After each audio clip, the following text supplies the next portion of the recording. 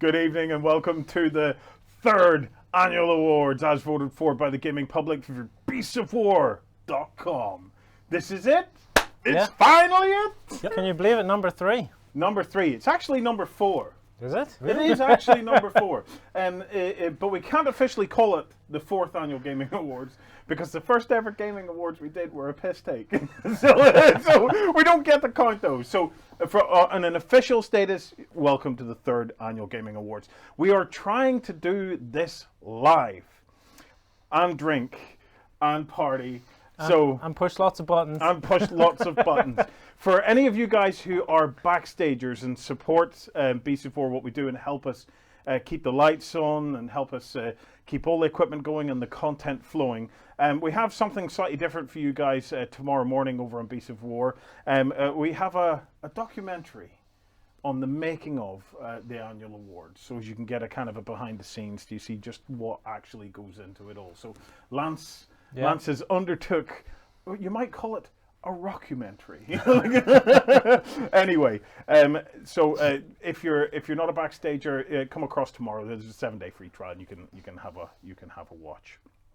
Right, we have very tight running orders because we have a lot to get through. Oh my goodness, the bumper show. So I have to start, as has told me, by thanking everybody that's watching. So thank you very much for tuning in. If you'd like to interact with us tonight, you can interact with us via chat on beastsofwar.com or on Twitch. So we're monitoring chat on YouTube, Twitch, and if you go over to beastsofwar.com on the homepage, there's a chat window as well. Also, you can interact with us via Twitter with hashtag BOW Awards. I'd also like to thank everybody that voted and everybody that shared on the votes. I'll talk a little bit more about how the whole voting process and stuff work. I have a special thank you to Annie, Rob, and Ben, who have worked tirelessly behind the scenes with us. They are our community team, so the community representatives who work behind the scenes with us on these awards. And they've helped us. It's been fantastic. Yeah, they've helped us no end. They've been an amazing help. So Annie, Rob, Ben, thank you so much. So what happens is, for the annual awards, we determine the categories. This year we have 13. I'll come to those in a minute. Once we've determined the categories, we put the categories out for public nominations. So earlier this year, we put out nominations for the products from 2016, and then from those thousands upon thousands of nominations, we then distill it down into the 5 finalists for each category. Those 5 finalists for each category then went out for the public vote to pick the winners, and then tonight is all about announcing the winners. I have some other thank yous just before we move on. A massive thank you to all of those people who help us on Beasts of War. I really hope I haven't forgot anybody, but I absolutely know that I will. But I'd like to put a massive shout out to Dawn and Gianna, to Sam, to Nakchak, Tim, who helps us with the site, to Jim, the historical editor, to Jerry, the Nephilim giant, who comes on and joins us on the Weekender, to Henry and Calidors for running the awesome What Are You Painting Now thread, to Killian, to Ramad, to Thomas Menes, to Sam Steele for all of their work behind the scenes on the videos, to the Knights of Ren, who bring the amazing podcast via Beasts of War as well, to AJ, to Chris Handley, to Mel the Terrain Tutor for all of their help on videos and content throughout the year, and finally to Caesar for his amazing Justice and Dragons cartoon that keep us. They absolutely keep us so entertained. That list is getting long. That list is getting long. And then finally, a massive thank you to you guys, the community, because together we've achieved a lot over the last 12 months. I have a few little stats for you. Okay, over the last 12 months, we have put out 3,820 posts. That's stories.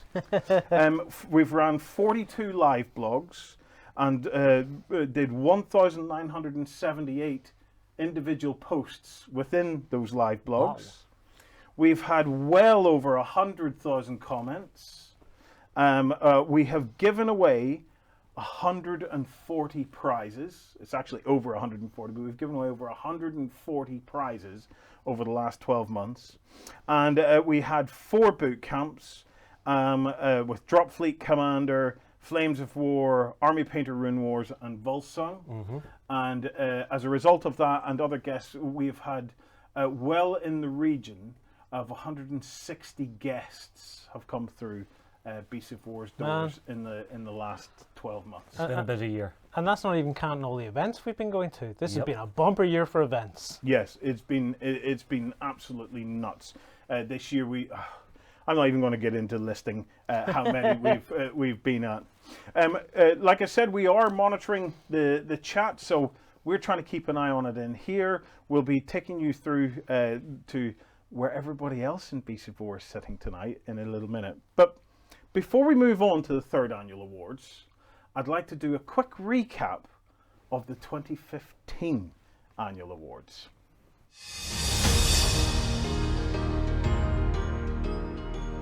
The winner of Best Model Kit for the 2015 Annual Gaming Awards is Forge World with their Warlord Titan.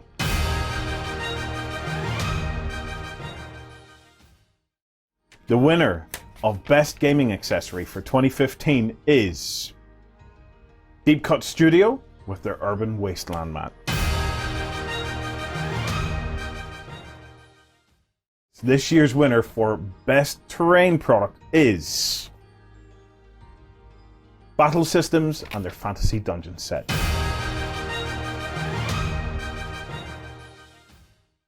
The best gaming artwork of 2015 is US Ariadna for Infinity from Corvus Belli.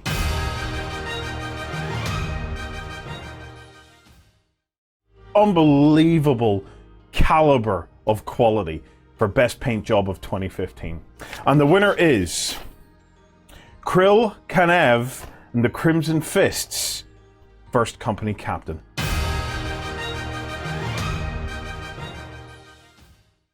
But we can only have one winner of Best Game Expansion of 2015, and this year's winner is Cult Mechanicus from Games Workshop.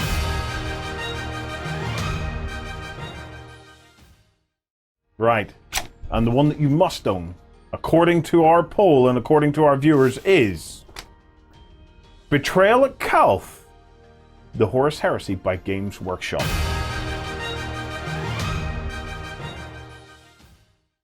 This is Best Miniatures Game of 2015. And the winner is Frostgrave by Osprey Games.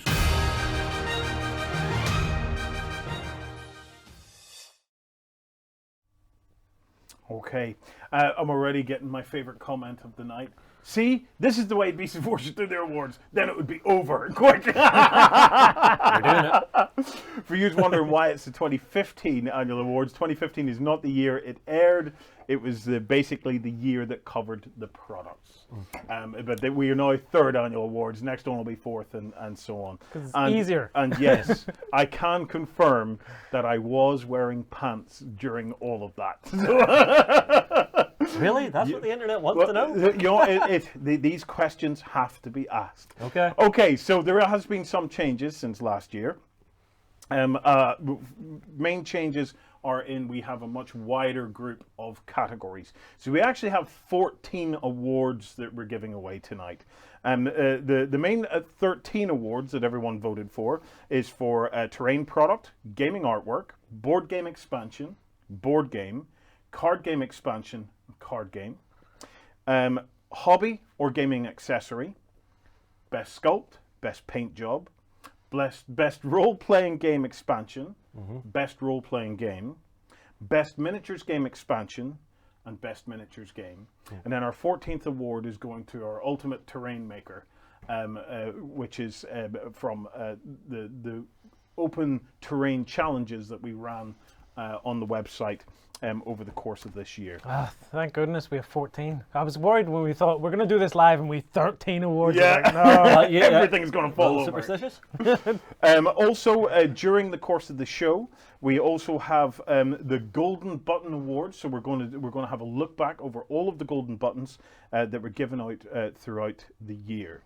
Right, while we are in here feeding your awards, we also have a very, very fancy award night green room.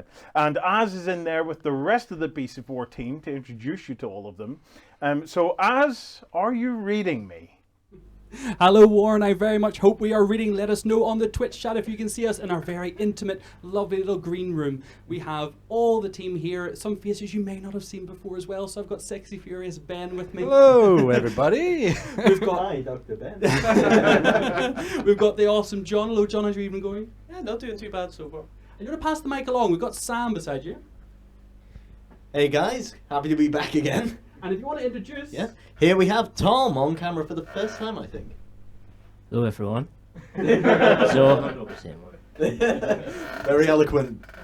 So Tom is one of our esteemed editors and software developers. He keeps everything running on the site, keeps everything ticking over. We don't get to see enough of Tom, but when it's a special occasion like this, like the third annual Gaming Awards, we couldn't get Tom tucked up as well and in and joining us too. And on the other side of the table, we have the lovely Colin, one of our editors. Hello, Colin.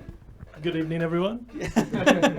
So we're all going to be here in the green room all evening, reading through the chat, responding to anything you have. We're going to be, sneaking in. Look who it is. Look who it is. Oh, Lance. Keep talking. Keep talking.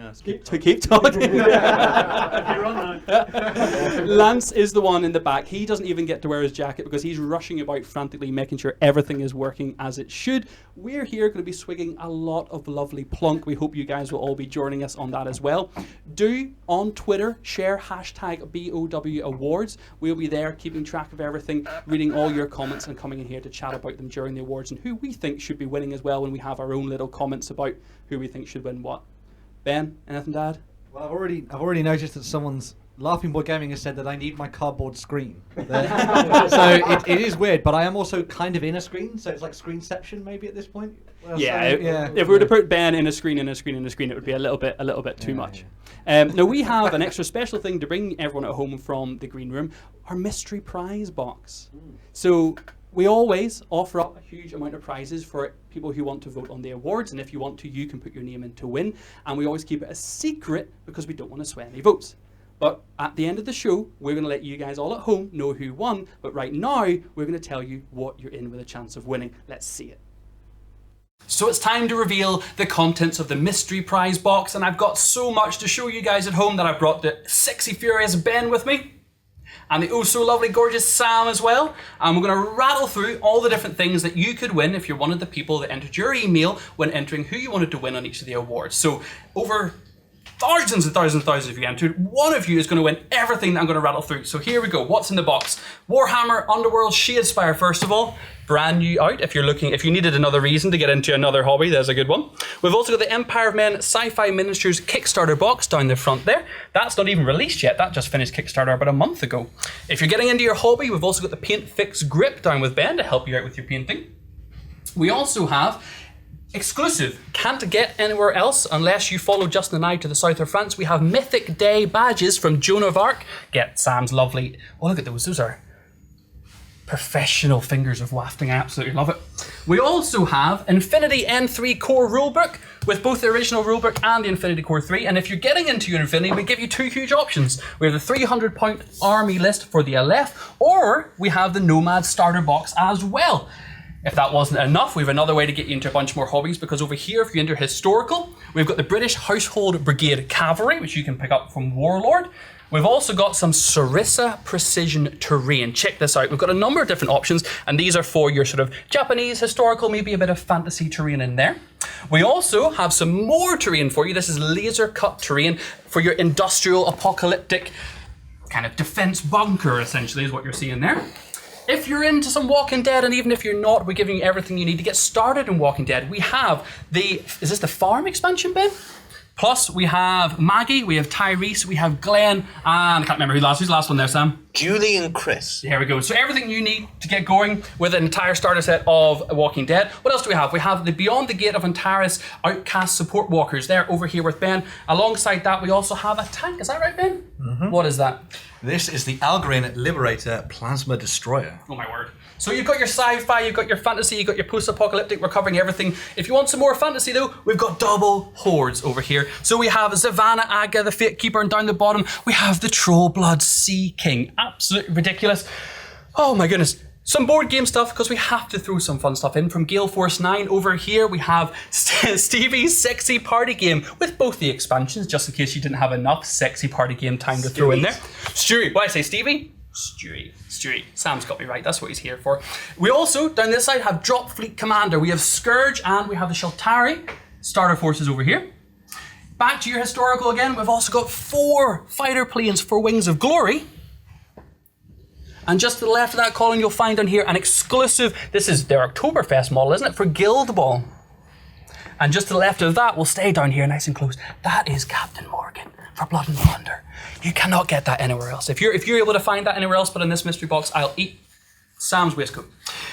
At the very back here, we have a real treat. We have the new Battlefoam 432 bag, but inside it, it's the really exciting thing. We showed this off just this week on the site. We are giving away Magnorack system. What more can I say? That is all in our mystery box. What? Oh! What is this? It's not everything yet, man. We're going to give away Doctor Who Exterminate. We're also giving away. You had the LF. Yep. Let's give away the Tuha as well. So you're going to grab yourself some Tuha. I'm gonna put it on top of Warpath there, which I even forgot to mention. I've got an APC from the Aliens franchise as well. So let's give that away too. It's all in there. Lucky guy's going to win that at the end of the show. At the end of the show, we will tell you who the lucky person was that's going to walk away with all this. We very much hope we don't have to push this all the way to somewhere super far away, because that's going to be crazy. But we will cut right back to the studio. So there you have it, everyone. For everyone in the chat that was asking, that is indeed one prize, the mystery box. If you voted on the Gaming Awards and you decided that you want to stick your email in and opt in for your chance to win that, you are going to find out at the end of tonight's show if you were the lucky winner. One person will be getting everything you just saw in that box. If anyone wants to do a quick mathematical check for us on how much that's worth, we'd love to know, because we didn't have the time. Okay, we're going to get into it now. We've had a big chat in the green room. We're all set up in the main room, so let's get you back to Justin, to Warren, to Lloyd, and they're going to open up with the best terrain product. So if you didn't vote for the annual awards or getting involved in the nominations this year, I imagine you probably will from now on.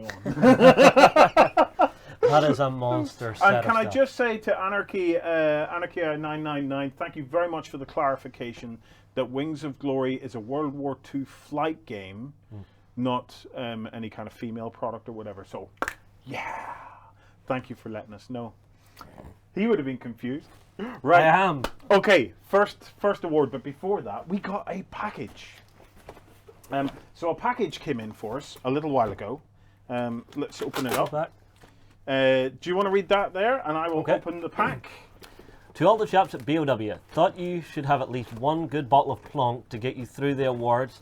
Enjoy, Hazy Boy 75.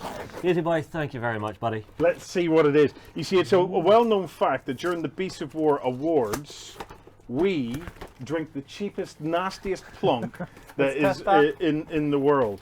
So what? Woo! Oh my goodness me! Well, this looks expensive. This does look expensive. It's got a thing. It says push. Oh man! So what do? You push it. Oh my goodness! It's Veuve Cliquot. Veuve Cliquot. It's brute. It's a brute. It is a brute. Hazy Boy, thank you so much for that. We will get that on ice and have some of that later in the show. Champagne. Okay, right, down to business. Best terrain product of 2016. The award was for a standalone or a collection of terrain items that can be added to a gaming environment to enhance gameplay and the visual appeal to the tabletop. So let's get a quick look at our finalists. Best terrain product. Foreground shopping mall collection. Battle Systems, Urban Apocalypse Terrain. Deep Cut Studio, Orbital Gaming Mats. Games Workshop, Laketown House. Tabletop World, Watermill.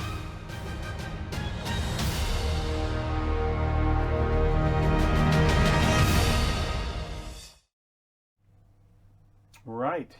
Okay, so let's get a quick chat about who was in it. So sure. Kicking off, we had Battle Systems. So it's card-based with plastic clips.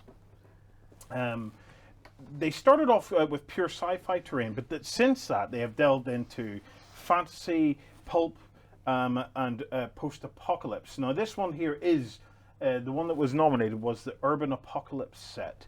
Now I look at this and I just think, Walking Dead. Yep. Yeah, it screams Walking Dead. Actually, this is probably my favourite set that they've come out with.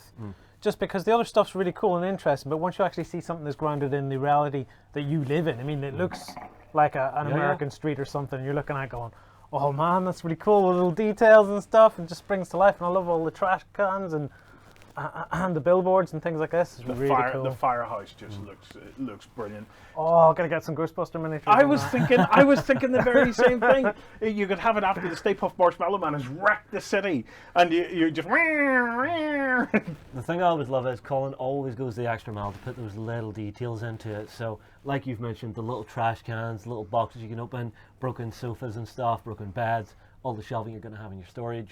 Really nice. Yeah, it's lovely stuff. Absolutely lovely. Right, and next up we had from Foreground the Homeland Apocalypse. This was the amazing, the utterly bonkers Twin Peaks shopping mall set. I haven't seen a terrain product like this. It was nuts. Not just because of the sheer size of it, but the amount of tiny little details on the inside, like clothes racks, shirts, guns, tills, everything. It was what was that game that we used to play? There was a video game, a zombie video game, took place in a shopping mall. Used to beat people up with tills and all Dead sorts. Rising? Like Dead Rising? It was Dead Rising. The original Dead Rising, yeah. This is absolutely it. No, we featured it during our Walking Dead boot camp, because it had to be featured during the Walking Dead boot camp, because it was just such a stunning piece of terrain. The lots of details in that one, Lloyd. Yep, it was jam-packed full, and like you say, all the little shops have all sorts of bits and pieces in it. There's tables. You can see shelves, like the supermarkets and stuff in there. It's just brilliant. And then when you accessorize it, sorry Justin, when you accessorize it, like we built a car park and stuff to go around it. So we drew out lines and everything to go around it, and it just sat so well and just begged to be come and play a game here. For me, it was the narrative. You were able to actually build in and around a big piece of terrain like that, actually having two opposing groups of survivors going in, battling it out from either end of the mall. And I had some fantastic games at the boot camp. If you haven't seen it, go back and check it out, because it is still online. And one of the things I like about it is the modularness of it. Because the picture you're seeing there, you could keep extending that out. It just grows and grows. Well, the thing is, they've actually added to it since then. You now have a second story. So they've done the upstairs. Yeah. Really? Yeah. That unfortunately didn't make it out in time to make it into the awards, though. Yeah. Okay. Next up, we have the Tabletop World Watermill. Now, take a look at this. It's a beautiful resin building. It obviously is a centerpiece. It features both the exterior and the interior details, and it comes with the river piece for you to actually put onto your table. Now, one of the things about the Tabletop World, I'm not sure if it applies to this, but in the past when we'd covered it, their models are actually built brick by brick. Bencast. Get away. Yep, Each one of those little blocks was like stuck together. Yeah, they absolutely build it up brick by brick. It's these guys as model makers are just incredible, and the detail in these kits is phenomenal. They get such a level of character into the kit. You know, you will look at it, put it on your table, and get it painted up, and you will feel like your world's coming to life with something like this, just slap dab in the middle of your river system. It kind of lies in the boundary of gamer/diorama build of this. I mean, it appealed to you in two fashions. Like, I look at it and go, I really just want to play a game in and around it. But people who just want to build an amazing diorama and set it somewhere in their shelf or in the corner or something, or for competition work. Yeah, can jump right on this. That would be great. What a cool backdrop for like an armies on parade type thing. Yeah, Yeah. definitely. It's such a beautiful model. And I believe they're extending the river system and stuff. They're going to be coming out with Yeah. more river Don't- and stuff don't for tempt it. Oh, wow. Next up, we have the Deep Cut Studio Orbital Gaming Mat. Now, gaming mats really took another leap this year. Everybody knows I have a little thing for mats. Everybody does. So I was glad to see a mat make it into this.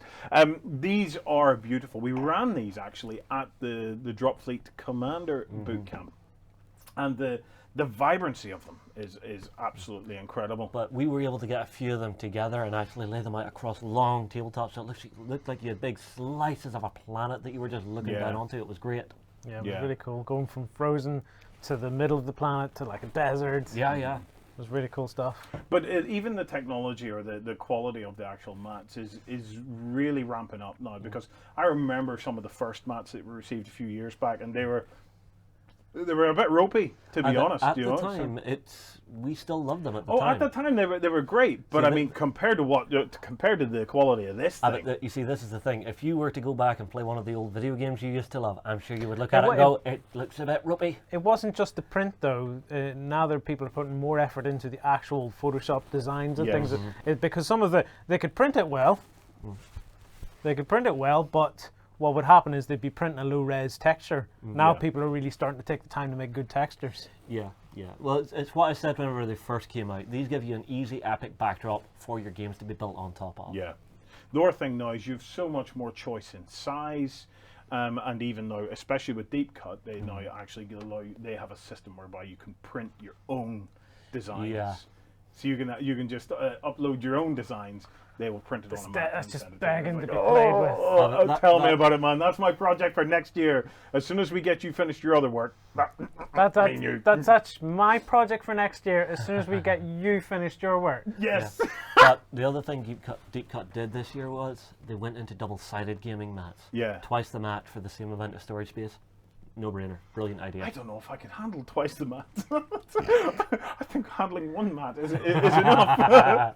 Okay, our final finalist was the Games Workshop Lake Town House.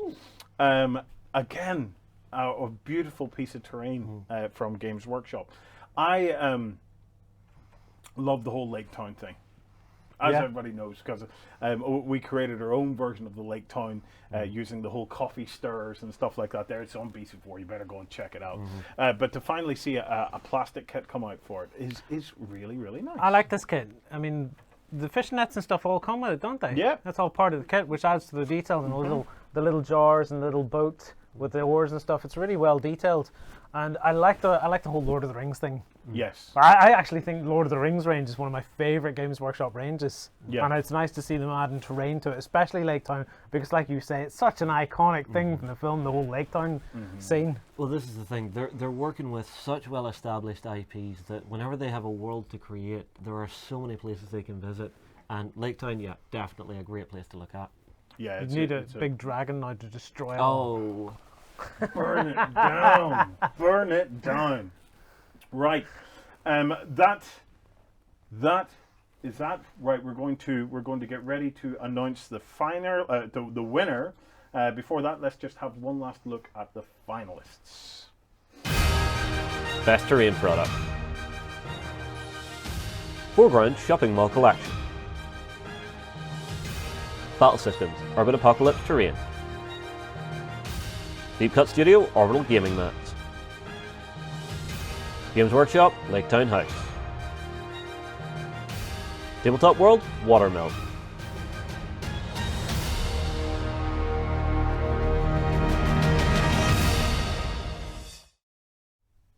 Okay, so our winner of Best Terrain Product in the third annual awards is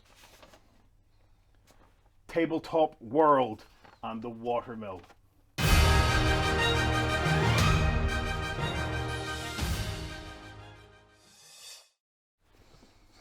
Right.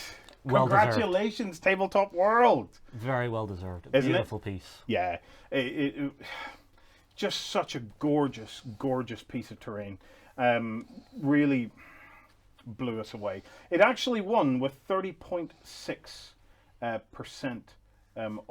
the vote. So yes, I believe we even have a little message from the Tabletop World guys. So let's hear from them. Hello guys, we wish to thank you all for voting for us and making us proud winners of the rain category. We have spent many hours making the watermill model, and it's definitely one of our favorite products. We can't wait to see more entries featuring watermill model in our painting competition next year, so be sure to join. I think combined with our river system, it should result with some fine dioramas. Finally, a big thank you to the Beast of War team for having this contest, and to all of you fellow hobbyists and gamers who have supported us over the years. We will give our best to make your wargaming tables richer and even more spectacular in the future. Cheers! Okay, congratulations once again to the guys over at Tabletop World. Okay, next category is Best Gaming Artwork of 2016. This award is for the gaming artwork that was published or officially sanctioned and made public by the game creators. This can include images that were included on box art and rulebooks or on websites as part of the enhancement of the game. And here are our 5 finalists. Best Gaming Artwork. Infinity Human Sphere N3 cover by Aleski Bricklot. Guild Ball Season 2 cover by Doug Telford. Malifaux Ripples of Fate cover by Hardy Fowler. South cover by Jakub Rosalski. Dropfleet Commander 2-player box art by Patrice Ramal.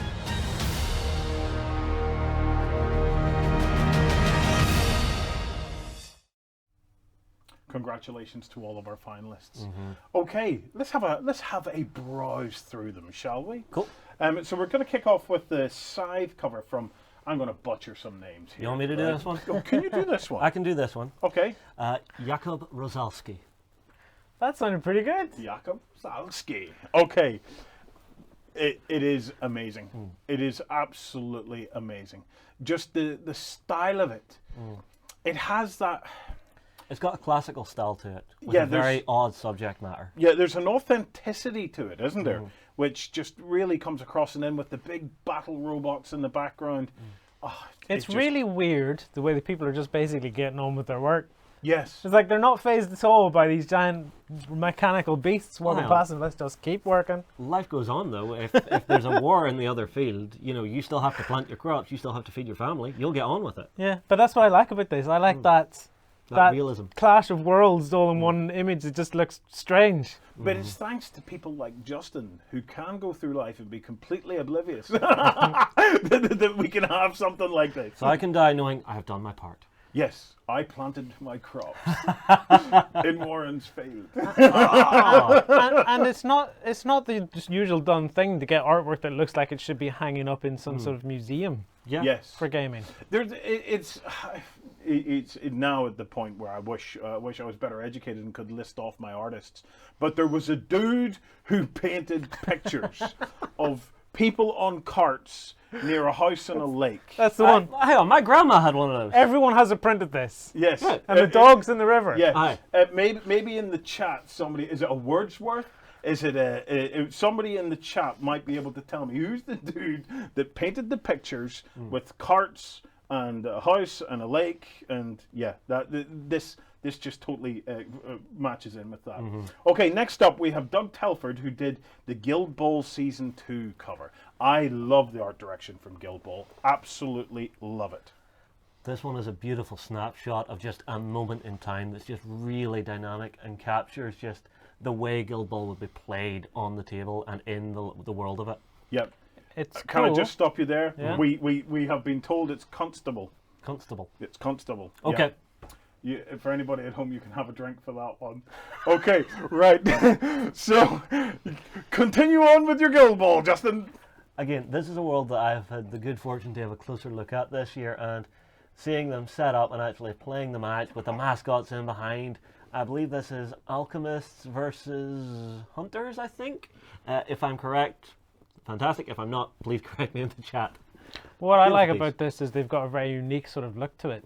Now, if you describe this image to me, like the way it's been done, I think I'd be like, oh, I don't know about that. But when you see it, it actually, like I think you mentioned, it conveys a lot of motion, a lot of intensity, like the big cat, you know, pouncing forward, but just there's a very strange art style. There's a very sort of almost cubic look to it, and it's actually really appealing, and it really sets them apart from other fantasy-esque type.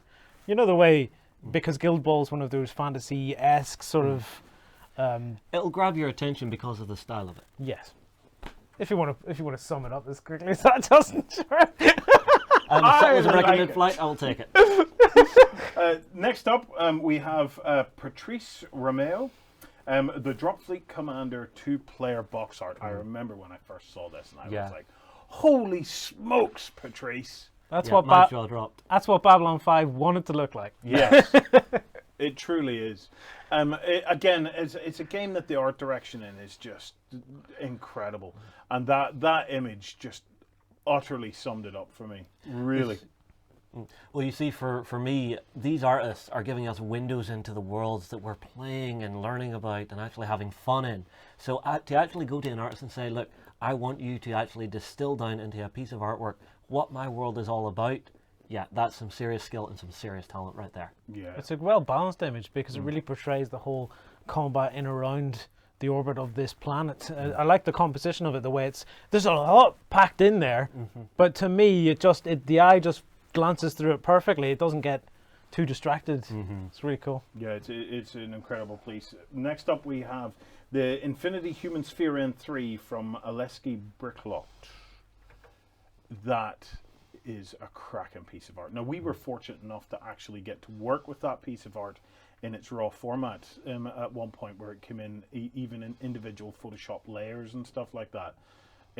It's just so atmospheric. Oh, it's cracking, because we were using it to do like an intro thing, and we had it all layered up. But like Warren said, it came in the Photoshop files and made it really easy.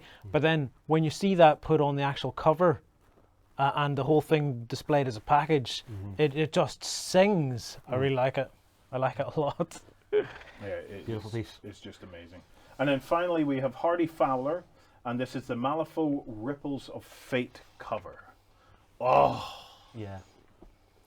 Oh, it's Van Helsing all over again, isn't it? It is a bit. For me, Malifaux's art style is almost graphic novel-esque, in the way that it actually very punchy colors, very clean lines. You have a real great sense of what you're seeing, and it just brings across the horror of this world. I love the darkness to it, right? Because you've got your big dark pit disappearing in the darkness, the wings disappear in the darkness, the gaping mouth disappears in the darkness, the eyes everything's like dark pits all over the place. Yeah. It's really cool. It is just... Beautiful. Anything that smacks of the Van Helsing stuff to me, just I have a thing for that whole vampire-esque kind of a look. I think it's brilliant. Love it, absolutely love it. Right, those are our 5 finalists. Let's get a quick recap, and then we will announce our winner. Best Gaming Artwork.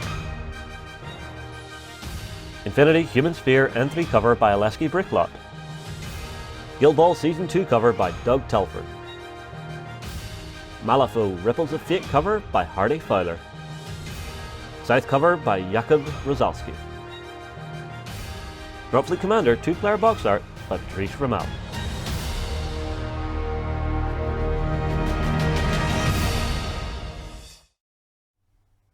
Okay, so the winner of Best Gaming Artwork in the 3rd Annual Gaming Awards, as voted by you, is Jakub Rosalski, the Scythe cover.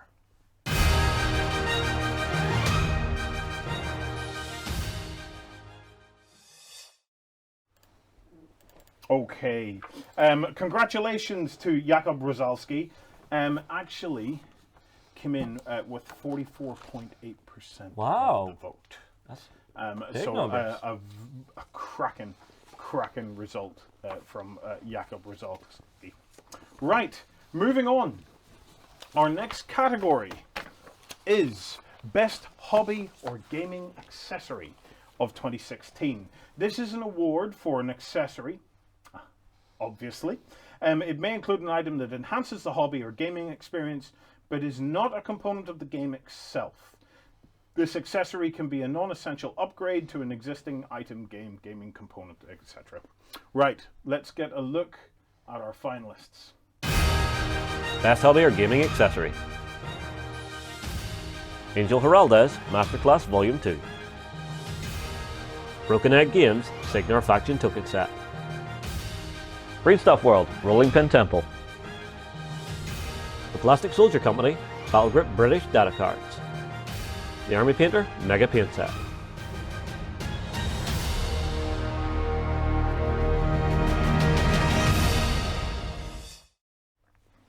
Okay, right. First up, we had the Plastic Soldier Company. These were the Battle Group British Data Cards. An interesting choice. Got really well nominated, actually. I was looking at it going, I wonder. But then in gaming accessories, this is why the category's there. It kind of allows in these components, these things that people make that would never obviously fit into any other kind of like awards category. And, you know, we're seeing it more and more, this kind of shift away from books to the likes of just you build your deck of cards for whatever it is you're playing. You have them there handy on the table, and you're not flipping and leafing through books. This is the thing. This particular product, it's an ease of play thing where you're not having to carry rule books around with you. You're not leafing back and forth through your games. It lets the game get out of its own way and actually let you play more games and have more fun with it. That's absolutely spot on, Justin, because I was sitting thinking the same thing. Why is this in here? It's in here because of what you've just said, because it just eases your gameplay. You know, normally you would think of like, oh, measuring things or dice or something like that. You wouldn't necessarily think a card, but because you, like you said, it just allows you to play the game. It's one thing more and more companies are looking at these days is turning 2 stat cards to make things more baked in so that a player has less thinking to do while they're playing and can just focus on the game. Well, an interesting thing about this category is Laughing Boy posted in the chat room there. Funny, I own 3 of the nominees. And this is the thing about that category is if this particular category. Yeah, it is. Of the other categories, are you likely to own 3 out of 5 of the nominees? In this one, though, it is useful, handy stuff, and you find that kind of useful, handy stuff bubbles up. So it's it's interesting. Next up, we have one of my personal favorites, actually, and that's the Greenstuff World Rolling Pin Temple Rolling Pin. Yeah, I love this stuff from Greenstuff World. I thought it was absolute genius. Absolute genius.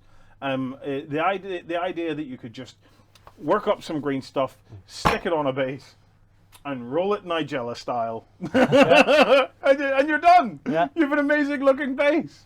I think it's brilliant. I think it's really cool too, and I was straight onto the site to see what other things I had to go along with it, because the result, you see that bit, the decorative bits that come out in amongst the actual paving stones. I was like, oh yes. Let's be honest, right? With a sculpting tool, we could maybe do the paving stones. The number of times I've done paving stones and they've turned out crap. Put it there, man. I'm in agreement with that. Paint? Yep.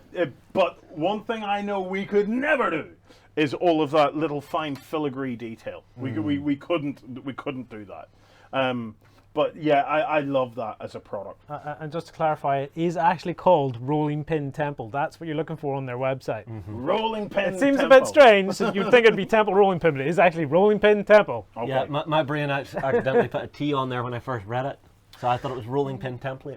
Okay. My brain.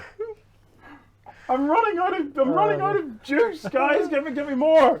Okay, next up we have Angel Heraldez. Yes. And painting miniatures from A to Z. Angel Heraldez. See what you did there. This is the Masterclass Volume 2. So this was basically the next step up from Angel Heraldez.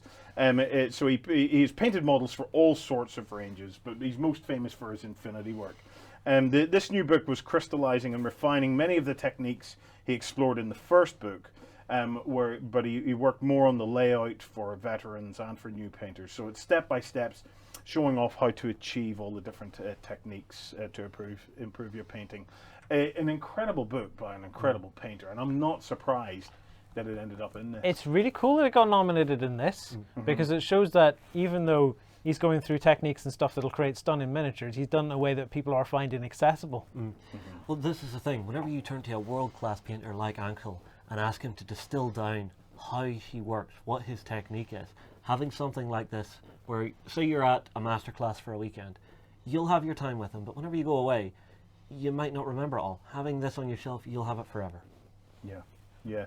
It's we put John through his first book, Yes. and I was browsing through the books, and one of the things that I found from browsing through the books is, yes, there are things like technique and action and stuff like that you'll learn from the airbrushing, but boy, does it make a hell of a difference when you know the steps to do it, the order in which to do stuff in. Yeah, the And painting cookbooks. it's because I had wondered, you know, when Ankel was doing a book, you know, I wonder, Ankel, how much of your technique I can actually glean Replicate. from a book.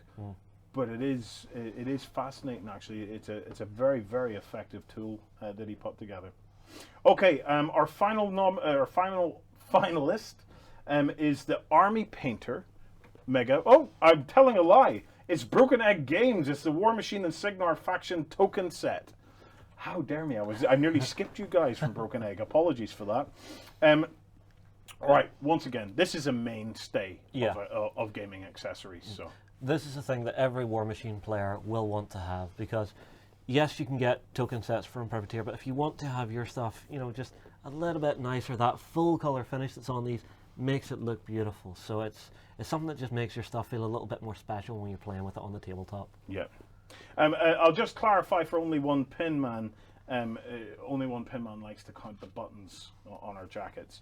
The category is Best Hobby or Gaming Accessory of 2016. So it does fully include rolling pins and books and stuff like that as well. So it's not just about gaming. So these are beautiful. Yes. Well, where did we go? Right, our next one is the Army Painter Mega Paint Set.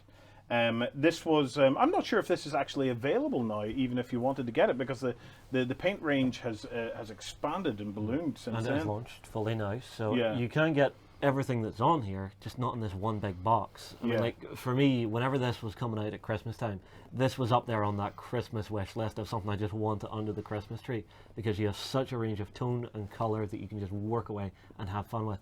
That, and they've added in all their new effect paints, their new wash tones as well, so you've actually got a flash wash, you've got a military shader in there. Fantastic set. It was awesome. This was one box I loved rummaging through. Yep. Totally. Yep, amazing stuff. Right, let's get one quick recap of our finalists, and then we will announce our winner. Best Hobby or Gaming Accessory. Angel Heraldez, Masterclass Volume 2. Broken Egg Games, Signar Faction Token Set. Breedstuff World, Rolling Pin Temple. The Plastic Soldier Company, Battle Grip British Data Cards. The Army Painter, Mega Paint Set.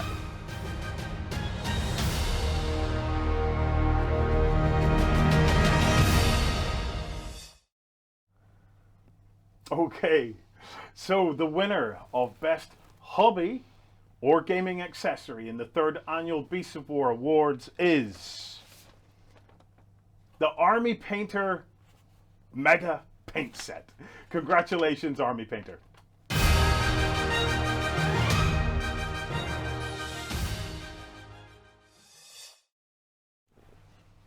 Okay, right, next up we have the Community Terrain Awards.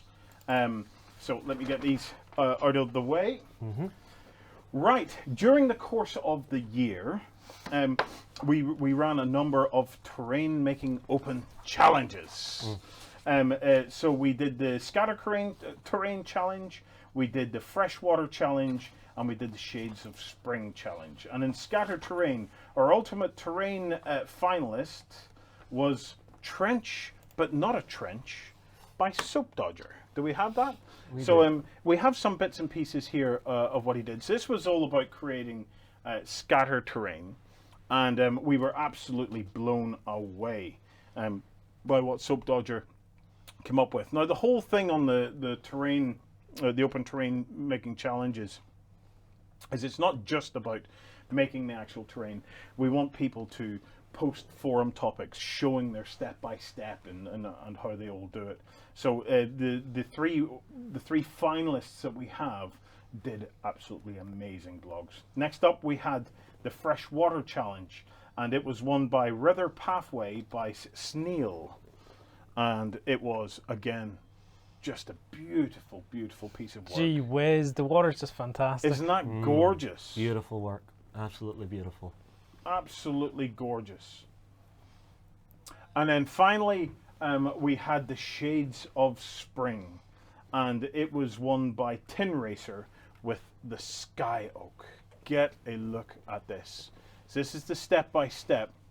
He had done artwork of what he was planning to do, and the end result was absolutely astounding. That's really cool. I like the way the water just drops out of the bottom of it. Yeah, but it's really cool. Tin Racer went one step further with this, didn't he? Put like fiber optics and stuff fiber into optics it. and LEDs and all sorts of stuff in the end. Is he result. using the water as the means to support it? No, I think there was an additional support underneath it. Anyway, so our winner for this is the 14th category. Okay, so the winner of the Ultimate Terrain finalist, who will live on Beasts of War with their own award at the bottom of the page. If we can fit them all in. Our winner is Tin Racer. Congratulations, Tin Racer. Worthy winner. Absolutely amazing work. Okay, right. I think it's time to head back over to the green room and see what the guys are up to in there.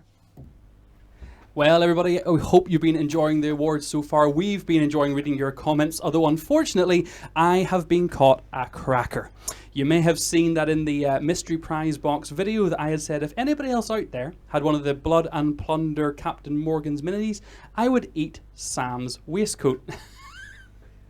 Marty Milligan, well played, sir. On Twitter, you posted the picture of your Blood and Plunder Captain Morgan, hashtagged Beast of War BOW Awards. And I now have Sam's waistcoat, and Ben now has... No expense spared, plastic knife and metal fork, the perfect combination for any dinner party. There you go, get tucking into it, I think. I just got that waistcoat. I'll give it a wee bit of one of these.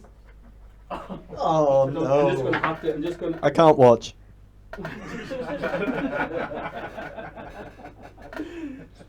I'll try really hard later, Sam. I will absolutely try my best to digest this later on. Marty Milligan, well played to you, sir. Thank you for keeping us right here at Beast of War. We really do appreciate it. All of your comments have been great so far. It's fantastic to see everybody getting involved. What have you guys over here been thinking about the winners?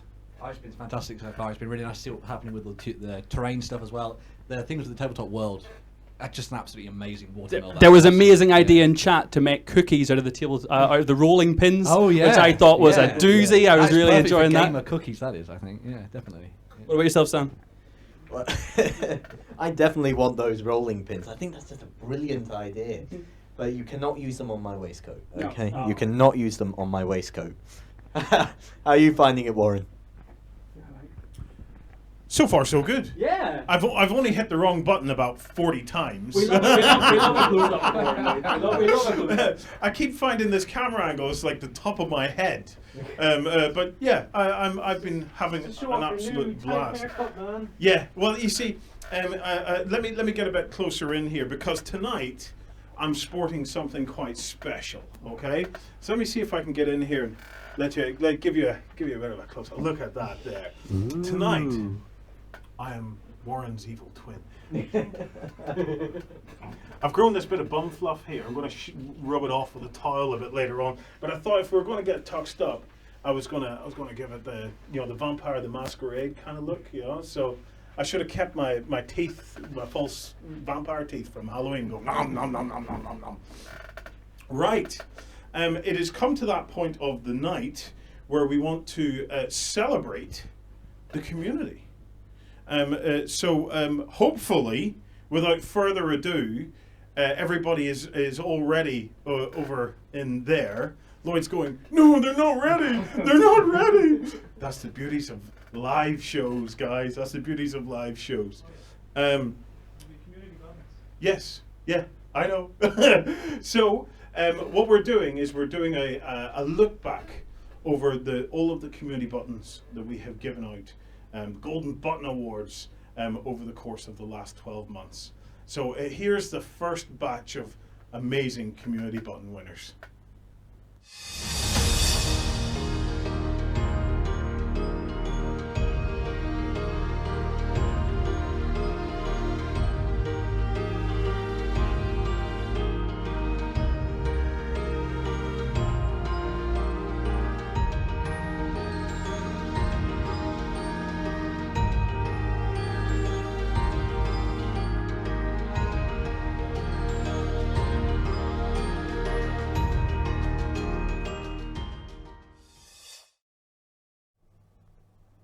Welcome back, everyone. It was really fantastic, and we super appreciate everything that goes on with all of our community, and every single week when we do the community spotlights, it's an absolute treat, Ben, as you know well.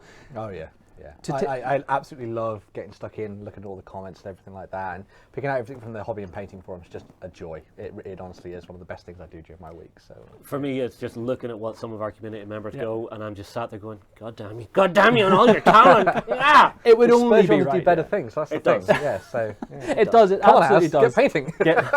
Oh crap! It would only be right that we recognise everyone as part of the Beast of War community over on the website. It means the world to all of us that we get to see your hobby, your project logs and all your hobby vlogs as you go through and all your work, because it's the best thing. So we'll have more of those golden buttons later on in the show, but for now we're taking a little change of tone. Of course, Az has joined you in the studio. We have Ben, Justin still here as well. We're going to get into some board game awards. Ta-da! Yes! So first up is Best Board Game Expansion, and let's have a quick look then at who the finalists for this category are. Best Board Game Expansion: Betrayal at House on the Hill, Widow's Walk. Dead of Winter, The Long Night. Scythe, Invaders from Afar. Star Wars, Imperial Assault, The Beespin Gambit. Zombicide, Wolfsburg.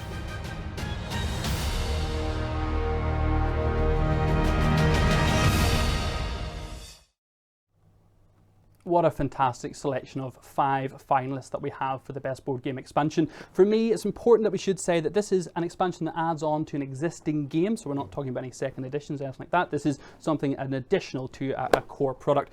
Where do you guys want to start? What was the first one that caught your eye? Well, let's just run through them. So the first one we have here is the Bespin Gambit. I've been told it's Bespin. I'd like to say B-Spin. I'm open. I'm easy. I'm not. B-Spin's like a dance move, I think. So, Suddenly we're going 1980s. On a serious note, we know Imperial Assault's been getting a lot of love recently. It's been out for I think about 5 years now or so, and it's been getting constant expansions on and on. And for me, this was a key one because it brought in that rogue element, that kind of everybody wants to play the bounty hunter. Everybody wants to play Lando. Everyone wants to play the characters who give a little bit of nuance to the campaign when you're not just being good and evil. Yeah. Well, that was one of the main things, because he brought in the spy character into the game, which was really cool. And then obviously it had a whole bunch of campaigns that were set around the idea of playing in these cityscapes. So we've done a lot of stuff that came through Imperial Assault, because I've just been getting to the game myself, actually. And it's all still stuff, set out in the wilds and things like that. But it's really nice to see it being pulled back into the cities. So you got a little bit more of this intrigue going on in the background and stuff. So it was really cool to see a little bit of a change of tone, I guess. Yeah, getting to fight in Cloud City, what is absolutely not to love about that one? So for me, pretty good option. What's up next, Justin? Well, the next one we have lined up is Dead of Winter, The Long Night. Now, this is one I've been very, very mean. I've been teasing Justin for a while about getting a game of this with you. Dude, come on, I want to play. So played games with Dead of Winter, The Long Night here. This, for me, was a step beyond making a game tense, sitting with a bunch of your friends, fighting over water and supplies and medical goods and all these things that you need to survive. This added on an extra level with new mutated zombies, isn't that right? Ooh. Yeah, so it came with a whole bunch of different modules that came in this set. So there was the one that, as you say now, which was all about sort of like super mutant style zombies, which was really cool. And then they had some more in that added outlaws into the mix as well. And then one of the other big things was it came with a huge raft of new characters to sort of add into the pot. And then on top of that, one of the big things about Dead of Winter that was so cool was the addition of the sort of crossroad cards, which had all these really nice consequences to it. This game added loads more of those into the fold as well. And one of the big things that was great about this is this was also the time when the app came out. So I had Eric Summerer, so anyone who's interested in the board gaming world will know who he is. He voiced all of the things in the app. So anything in that crossroads that was then put into the game, so good. Yeah, a So good big stuff. shout out to Eric Summer, the voice of the numbers on Dice Tower. Yes. he is. I mean, you never want to say a face for radio, but he has a voice for radio. Like he's a lovely guy. But just when you hear him booming out the numbers, it's just shiver. It's good in a positive way. Yeah. For me with this, I just love being able to explore the different aspects of post-apocalyptic worlds, be it zombie apocalypse, post-nuclear apocalypse, actually being able to see that brought into a game and seeing the mechanics laid down for all of those different aspects. It's just very cool. And I still want to play. Yeah, it's something that I like about zombie games and specifically about The Long Night is getting some of those mutated, more interesting zombies, those big bloated fat ones, those fast hunter ones, the things that you might, if anyone's played Left 4 Dead out there, you might be familiar with it. They add such a different aspect to the crawling, slowly moving zombie, and this added a bunch more tension. And the key thing as well is that it retained the feel of those that sort of human interaction that we got in the first Dead of Winter. So it was really nice to see that continued over, and it was all more about the human conflict between people, and then the zombies were the added flavour on top of that as well, to sort of change the world up a bit. So yeah, really cool. fantastic addition to the game. Absolutely. And that's what this award is all about. What's next? Next. Oh, no. Another one I'm wanting to play. Yeah, Betrayal at the House in the Hills, a favourite of mine, is a standalone based game, and it came with 50 different potential horrible haunts that you and your friends could get involved in. And this expansion added another 50, giving you 100 different potential Halloween-y, spooky, omen-filled scenarios to go through, which, if anyone's played 100 sessions of any game, I can't name it, I don't think I ever have. This gave you a huge amount of depth. Yeah, well, I'd actually played, because I was talking about this a little earlier with Colin, 35 of the original scenarios out of the 50. No way. So, in actual fact, this is actually kind of cool for me, because I'd love to get this and sort of add a little bit more into it, play some more interesting things with the new rooms and stuff they added into the mix, because they took it to, I think it was another level, so you could go and explore the roof, which was really cool. And of course, they used a lot of the people that had written the original haunts, brought them back on board, got those guys stuck into the stories and stuff. So it was really nice to see the same flavour and feel of the game continuing over into the expansion, which was good. So. Well, any expansion like this is excellent because it gives you a chance to revisit a world that you've maybe been near and dear to your heart. Absolutely. You know, you've tired of playing the original scenarios and stuff, and having a new reason to visit a world, always good. Yeah. Well, that's the thing, this expansion was actually quite a long time coming.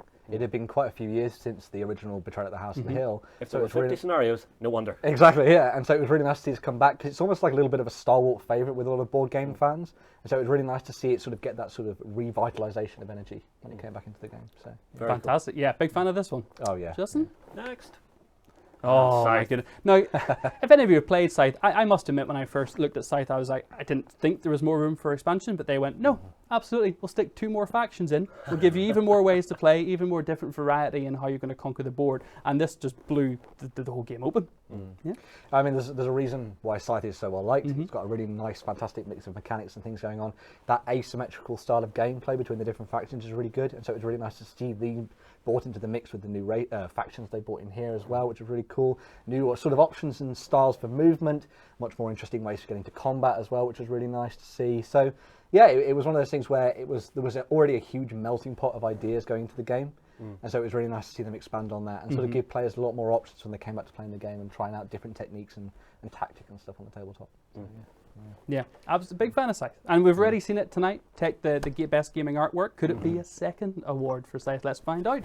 One more to go. Yep. So lastly, we have Zombicide of Wolfsburg. Wolfsburg. So this is Simon Games. So this is a mini lover's delight, really. This is just giving you a huge fantasy setting with tons and tons and tons of zombies. Again, big on the variety as well. This was adding more different types of werewolves and stuff like that, I believe, as well. Yeah, because one of the big things about the Black Plague version of Zombicide was that it was set back in sort of the Dark Age, Middle Ages and stuff. So it was bringing people into an interesting world that they maybe not explored when it came to the zombie apocalypse. And then what it did is it took a lot of the infected and added the werewolf sheen on top of that. So somewhere Warren is probably cooing like a schoolgirl. But yeah, it was fantastic to see the game sort of going to that next level, adding a little more ferocious enemies into the mix. Because obviously zombies are great, but sometimes you need to change things up and try something a little bit different.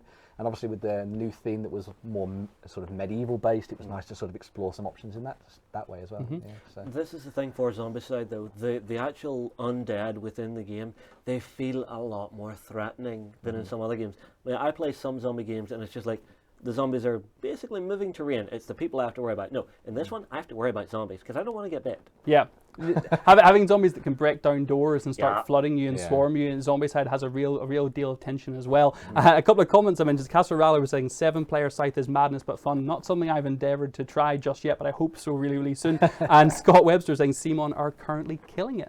It's a fair comment at the minute. Well, I mean, it's one of the things that I think a lot of people will notice with Zombicide over the sort of years that they've been following the game and iterating on it, is that they've been slowly, sort of perfecting everything as it came together. And so the Black Plague is one of those things where they seem to have got a lot of the mechanics spot on with it. Yes. People have been really enjoying it. All the miniatures obviously look fantastic in the game as well, because they've got that really nice quality to them that Simon have been perfecting over the years. So yeah. And the levels of challenge within the game, whenever you actually complete your missions, you feel like you've made a real accomplishment.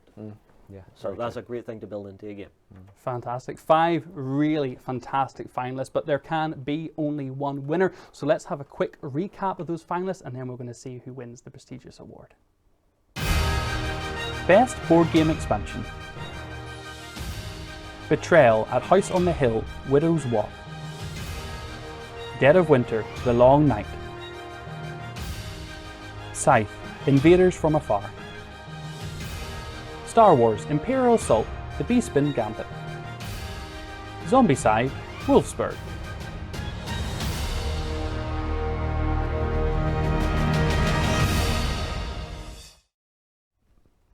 Okay, folks, so here it is. Best Board Game Expansion. I have the winner right here. Let's find out who it is. And the winner is Zombicide, Wolfsburg from Simon Games.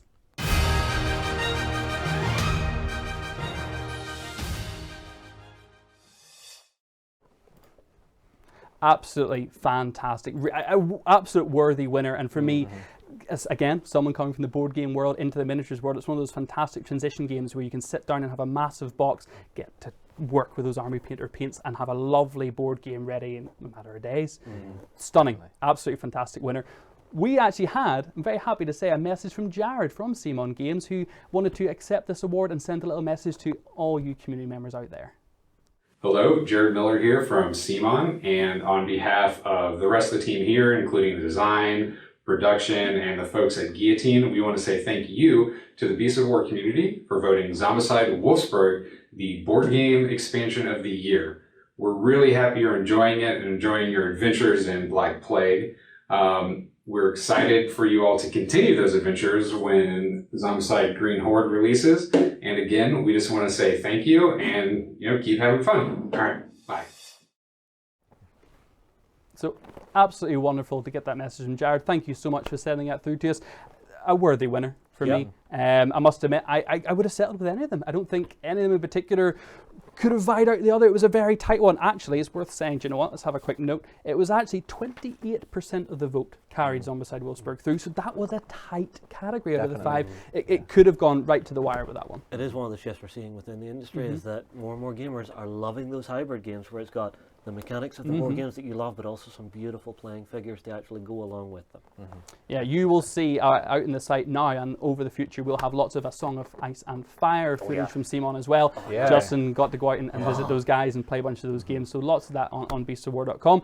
Next up though, we have a biggie. We have one close to my heart, one that's going to warm the cockles of my cold dead soul. Best board game. Here we go. This is it. This for me is a category I'm just super excited for. Let's see who the finalists are. Best board game. Fantasy Flight Games, Mansions of Madness 2nd Edition. Monolith Edition, Conan. Fantasy Flight Games, Star Wars Rebellion. Stonemare Games, Scythe. Stronghold Games, Terraforming Mars.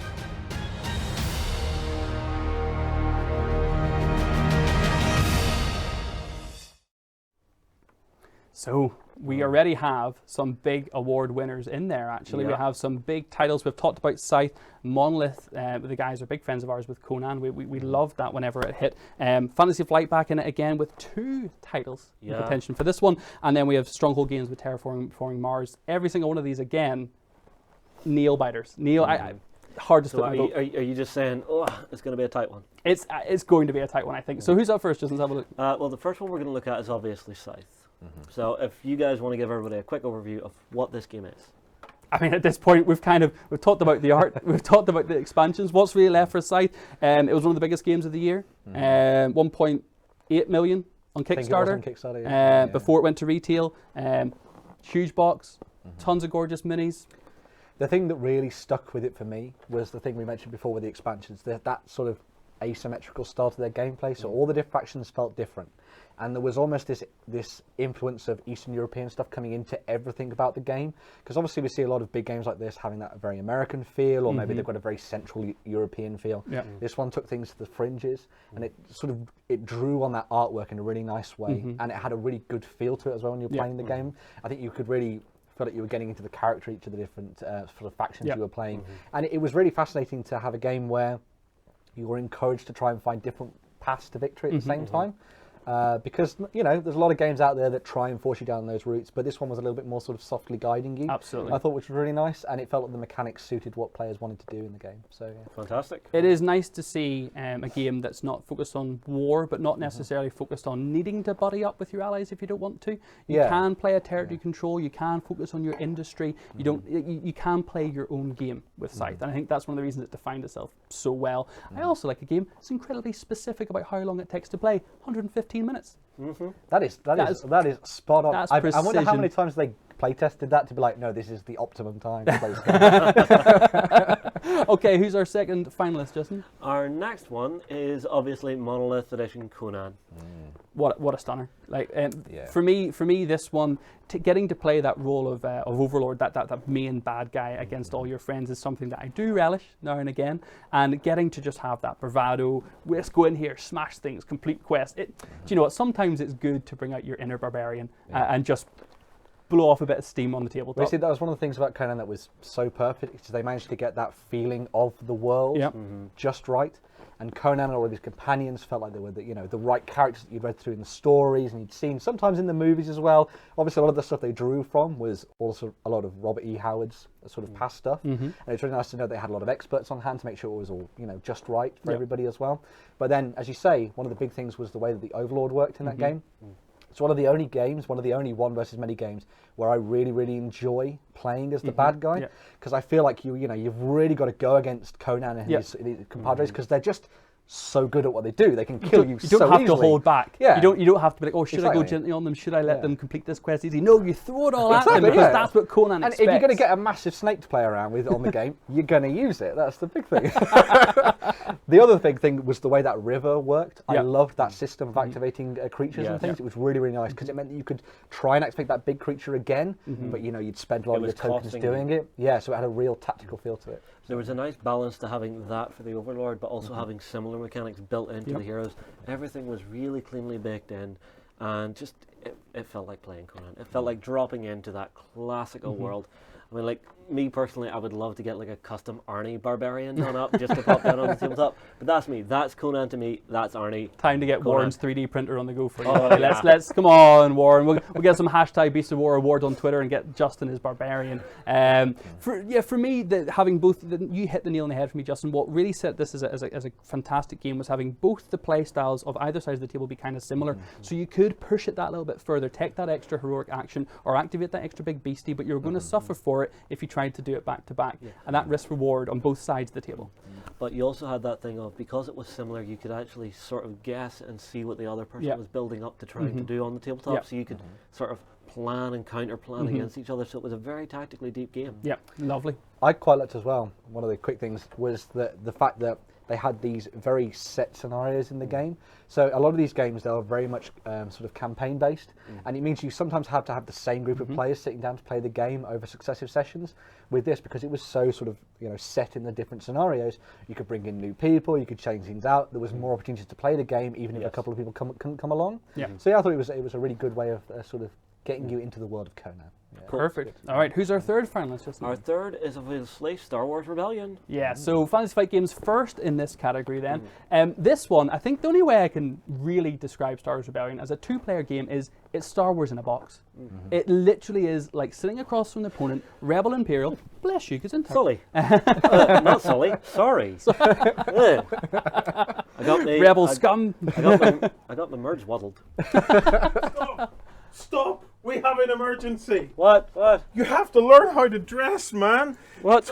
Top button open. Okay, who called that? And bottom button open. Oi! Button closed. Gently. Button. That's it. Now you look like a proper Colonel Mustard. Oh, that burn! Can someone get me some E45?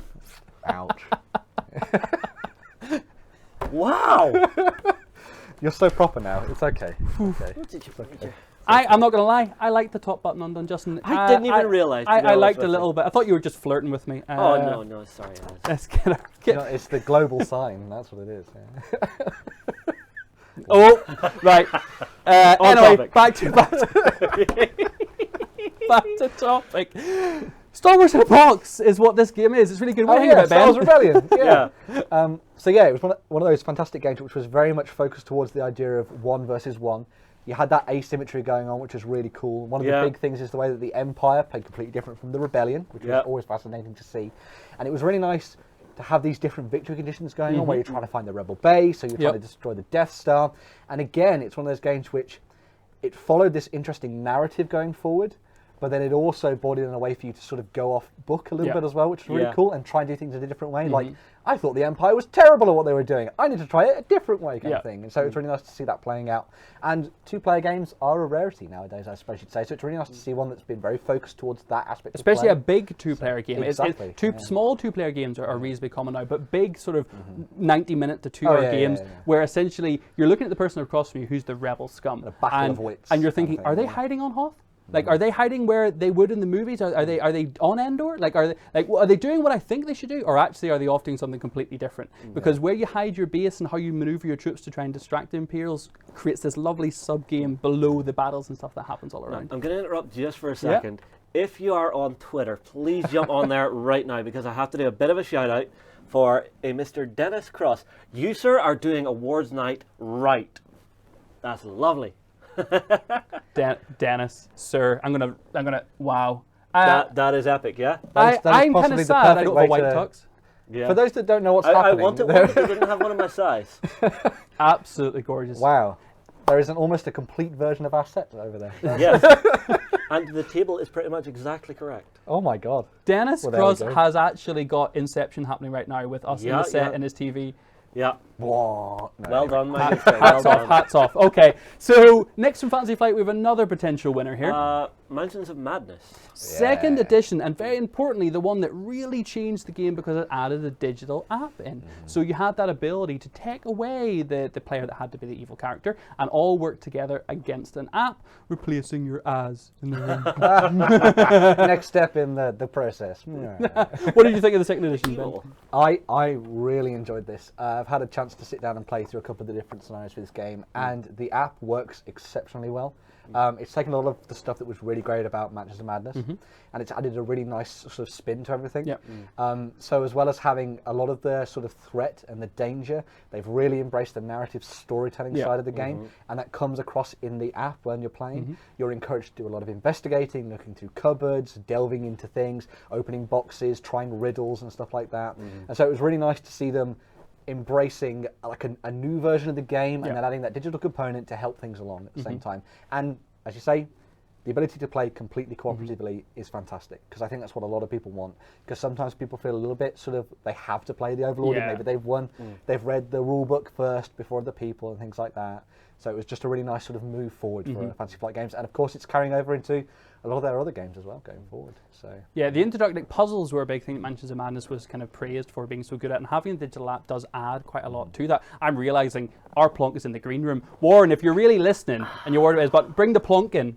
Warren, there's an actual plonkless emergency here. I'm unplonking. I need more plonk. Type in chat, please, guys, to Warren. I'm not plonking. We need plonk. I just realised we're plonkless in here. Yeah, having the puzzles on a digital app, where actually you could interact with it and remove the need for cards or cardboard components, is actually something that's incredibly useful, because you can actually do a little bit more. Even with some of the exit games and things you see now, they normally only have 1 or 2 different systems for puzzles, but with a digital app you can extract that much further. So well worthy of a second edition. I'm really glad they did it. It's one of the important things I think to iterate again as well, is that they didn't. Our glasses are in the green room too. What? Glasses. No! Vite, allez! Plonk me! Plonk me! God damn it. He's got a very nice wiggle. It's like hate to watch you go, You love to watch cannot you leave. get the staff nowadays, can you? You cannot get the staff. Wait, you're the staff. You forgot your drink. Oh, Your yeah, fault. That's true. But yes, as I was saying, it iterated really nicely and Yeah. it changed things up, but it didn't lose the spirit of what Mansions of Madness Absolutely. was. It still retained that even through the use of the digital app code. Yeah.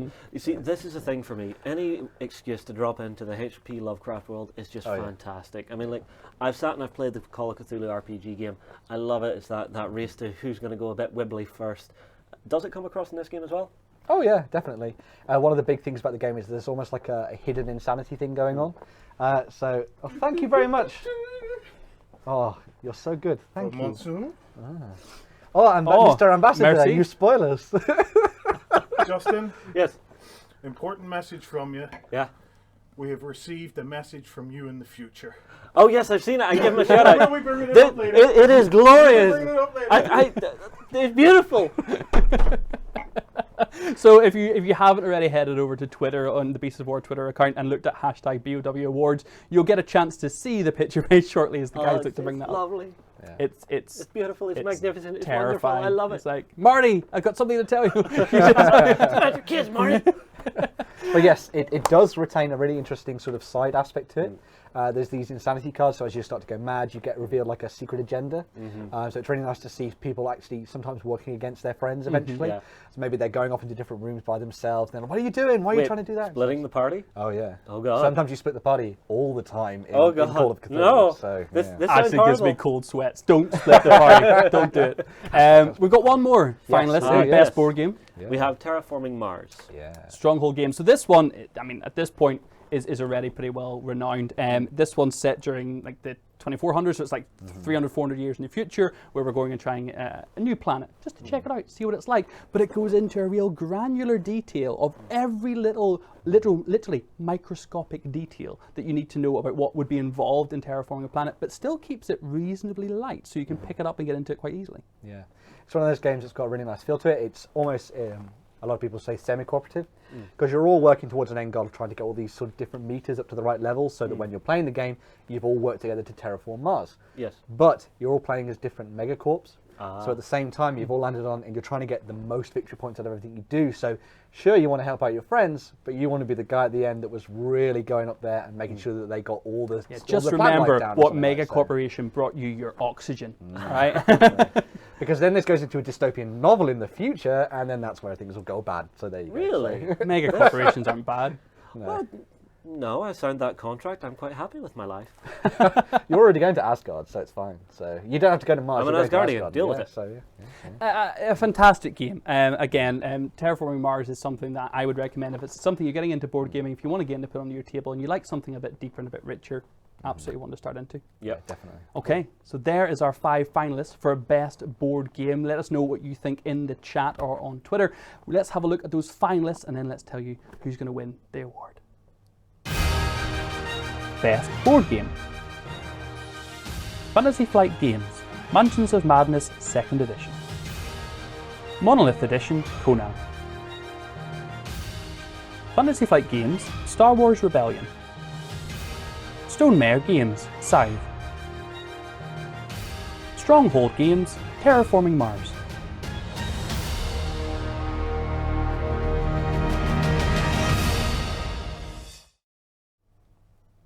Okay everyone, so there we have our 5 finalists, and now it is time to announce the winner of Best Board Game.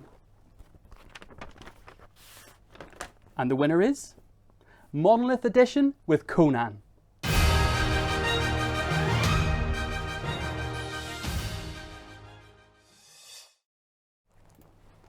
I think it's clear from the chat we had, we all are big fans of Conan.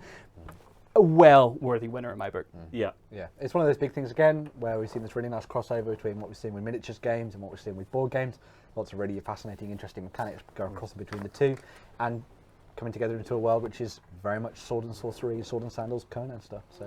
I think it's a big one to say because these awards are voted for by you, the Beasts of War community, right from the start, right through until this very night. It really shows that the community has a love for miniatures. It has a love for things where you can just delve in and have a battle. And perhaps that's why we're seeing Conan win here over the likes of Scythe or Terraforming Mars. I think so. And do you know what? I think all those finalists were worthy winners. But was Conan that took it, and actually we have a message from Monolith Edition as a little thank you to the community. Crom. Conan has been voted Board Game of the Year on Beasts of War. Big thanks to all the fans, all those who got out and voted to make this happen. And you need to know that this is not the end. In 2019, we've got another Conan Kickstarter, and we need your help to decide what is going to be included in those expansions. So go to theoverlord.net and let us know. And of course, you may have heard of a little game called Batman coming to Kickstarter in February. I am Matt John, and I will see you in the comments. A lovely message from those guys there at Monolith Edition. It was great to meet them at Essen, which we did earlier this year with the Batman board game. Yes. We're very much hoping that we will get that in the studio sometime soon to show that off as well, because that's going to be a real deal, I think. So. Yes. Yeah, fantastic. So, best board game done and sealed up. Next on the list then, best card game expansion. So for best card game expansion, again, with our expansion titles, this is for a game that expands on a core category, an existing product that's going to lead on for that. And we, of course, have 5 finalists. Let's see those now. Best card game expansion. Android Netrunner, Blood Money. Seven Wonders Duel, Pantheon. Dominion, Empires. Exploding Kittens, Imploding Kittens. Magic the Gathering, Kaladesh.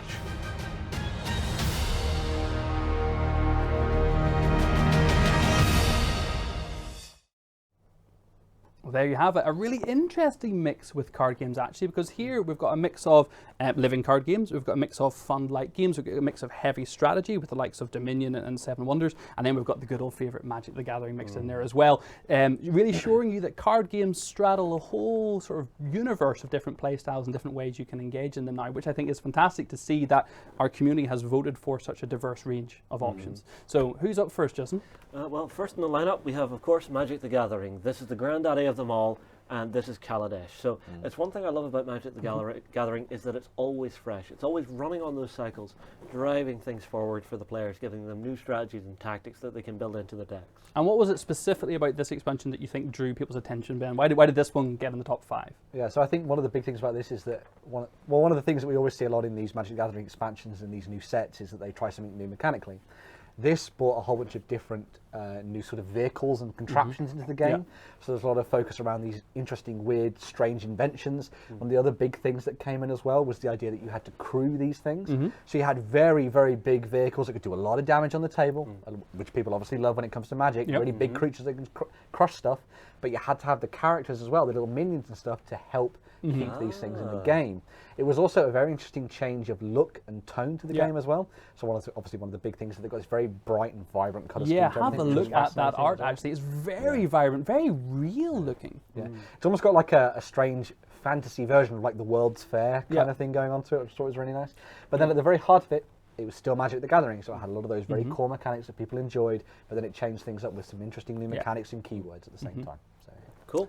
For me, I've been a Magic the Gathering fan since I was a toddler. No, maybe not a toddler. Yay. Yeah, about 10. About 10 when I got my first addiction. I remember my favourite card was the Goblin Bowling Team, which was just a group of 5 little goblins chilling out in a card, but no one let you play with him in tournaments. He was too strong. Oh, what? Made me super sad. It was from one of those crazy sets where it was like illegal fun cards, like the broken egg sets. I also had a card that says "I'm rubber, you're glue," and anytime someone played a spell on you, you would say "I'm rubber, you're glue." Whatever you say reflects on you, and it would bounce back on them. And if you spoke in rhymes for the whole game, you were impervious to everything, which is just awesome. So yes, those were for fun, and I think Magic has straddled that line of super serious competitive, but also light and easy to get into with a bit of light fun as well. And this is something that I can't believe after this many years they're still innovating and bringing new approaches to play in the game. Very impressive. Yeah, very cool. Okay, so who's next up? Next up, we have Seven Wonders Duel, Pantheon. Now Seven Wonders is a game, another 2-player game that I'm a huge fan of. Has a beautiful battle track where you'll push back and forth against your opponent, trying to get to that tipping point where you eventually win. Exactly, that toing and froing, and adding in the gods and these extra elements of the Pantheon, added in an extra tier to Seven Wonders Duel that I felt that expanded on your options to victory enough to warrant an expansion. I might not have thought it when I initially looked at Seven Wonders Duel, but when it came out, I was like, actually, no, this is really good. This is a really nice way to see, not have to be aggressive or not have to focus on sciences. I can actually go down a different route. That's one of the big things with this, is that obviously one of the big things that people have called out when it came to the original Seven Wonders was the idea of adding in a lot of these sort of ancient gods and deities and things. But I think in the 2-player version of the game, it actually hit a really nice sort of settling point for it, so it worked really nice mechanically. One of the big things is that you've got this sort of like bartering and offering system between the two of you. So as you're playing, you're trying to gain the favour of these gods to then use their abilities in the second and third phases of the game. So it's got a really nice sort of, again, that tug of war element to things going forward. And it was just nice to have something that spiced up the game in a little bit of a different way. Because, you know, it's a game that can be played very, very quickly. You can get a game done in maybe 20 minutes, half an hour, something like that. Even quicker sometimes if you're very good at the game. So this was a really nice way to make it so that you had an extra option on top of everything else you've got that had a really nice flavour to it and did something a little bit more sort of fantastical at the same time. So that was really nice to see. And maybe in the future we'll see them going in different directions as well with the pantheons potentially. So, and bidding systems in any game is a big win for me. There is nothing better than putting your opponent in a weird position where you're trying to steal a cheap ability and they're sitting going, I really don't want to get involved. I really want to just let them have it, but if they have it, then they're getting a cheap ability. Maybe I should raise the bid back again, and then you go, I didn't actually want it in the first place. You can have it. You see, this is the thing. Whenever you're in an auction, if you try and raise that bid, you might get bit and be exactly. But see, that was one of the key things, because a lot of the stuff around Seven Wonders Duel Pantheon and Seven Wonders Duel as a whole is this aspect of deciding when's the best time to use your certain actions. And occasionally you'll have to give up the ability to potentially get that really high card that will unlock more stuff in the pyramid as you're sort of going through the different phases of the game to get the benefits from the different gods instead. So it's trying to weigh up whether or not your decisions at a certain time are going to be good enough later on when you get the god's powers to benefit you sort of in the long run and stuff. There's nothing worse than taking a card that you know as soon as you take it away, you're revealing a couple of amazing choices for your opponent. You're just like, no, I'm going to give them something great, but I'm going to do it. What's up next, Justin? Next up, we have Dominion Empires. I'm not going to lie. I have played Dominion. It is a deck building game. I'm an absolute fan, but the only thing I know about this is that this was the 10th expansion. The 10th expansion for Dominions. They're doing something right. They are doing something right. They have almost coined the deck building franchise. Well, we talked about Magic being the granddaddy of card games and collectible card games. This is effectively the granddaddy of deck building games on the tabletop that made them as popular as they are now. Yeah, and anyone who's not familiar, Dominions is buying like an entire card game collection in a box. And then each time you expand that, you're really just adding on and expanding the size of that. So you can play with 4 initially, but I believe it goes up to like 6 or 8 once you get all enough expansions. Wow. And essentially you have everything you need in a box. So there's no booster packs, there's no having to go and buy stuff every month, for example. It's just an entire card game in a box. That sounds like a weird sentence to say. See, this is what I like about living card games is that you don't have those blind buys. I know it's a bit of a, something that I grind on the all the time. I'm not a fan of trading card games. I love living card games just for that fact of completeness. Absolutely. Yeah, I mean, one of the big things with this is that it took things to another level again. So while we had with Dominion was the idea of you playing over a little kingdom and you were sort of building that up, this thing took things to the next level. So it's expanding things up to the empire level, so you've got a lot more things to worry about, a lot more options when it comes to the different kinds of cards you can get. And that's then portrayed in the different components that you see in the game. So I think there's 96 metal tokens that they included, which is great to see because it's nice to have very blinging components you can play around with and sort of accessorize with. And then it was 300 extra cards as well. So, no shortage of options when it comes to Dominion going forward, and still remains one of the best deck building games out there for you to pick up and play with your friends. So, cool. Another very, very worthy finalist for me. Who's up next, Justin? Ta-da! Imploding Kitten. You love this one, Dan, don't you? You love it, don't you? Don't you? Don't you? You love it. There is a place for all kinds of card games in my life, and Exploding Kittens has some place in my life. So yes, fantastic. Is it an imploding place now? It is an imploding place. As party games go, as light, fun, easy to learn, just quick to pick up games, the Oatmeal did a really good job of just throwing something down that you can have a really laugh with. I don't know if there's many people in the world that won't go, you want to play a card game? It's got kittens in it. You go, okay. You see, that's the main thing.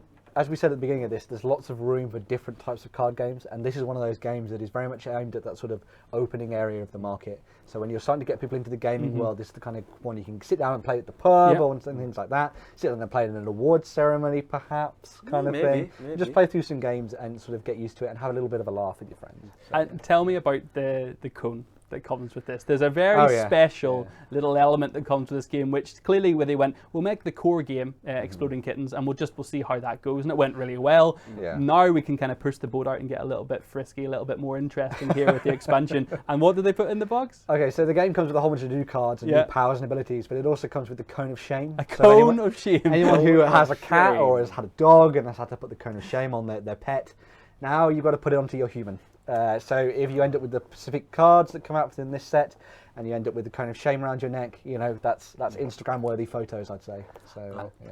For me, one of the great measures of success for this particular franchise is the fact that I have seen this sitting in my local Waterstones. As soon as a game like this from our industry can say, we are on the high street, that's whenever you know you have a great thing there. It's definitely got a bit of universal appeal, I think, and that's probably why we see it in places like Waterstones as well. Yes. I must admit, the Cone of Shame is something we might have to bring into the office, maybe. No, no, I don't want the Cone of Shame. As you haven't been painting this week, the Cone of Shame for you on the weekend, on the weekender this week, that would probably get you painting pretty quick, wouldn't it? Well, I don't know, because if you have the Cone of Shame on, you can't see the paint, so there's your excuse. Ooh, would Warren wear a Cone of Shame to avoid painting? Possibly. He doesn't need a Cone of Shame to avoid painting. He's got what John. if we gave John the Cone of Shame and made him try and paint a miniature with it on? Oh, challenge. Snap. Challenge. Yeah, let's do that. I'd buy that for $1. Imploding John. There we go. that would probably make him implode. That really would. Yeah. We have one final finalist. Who is it?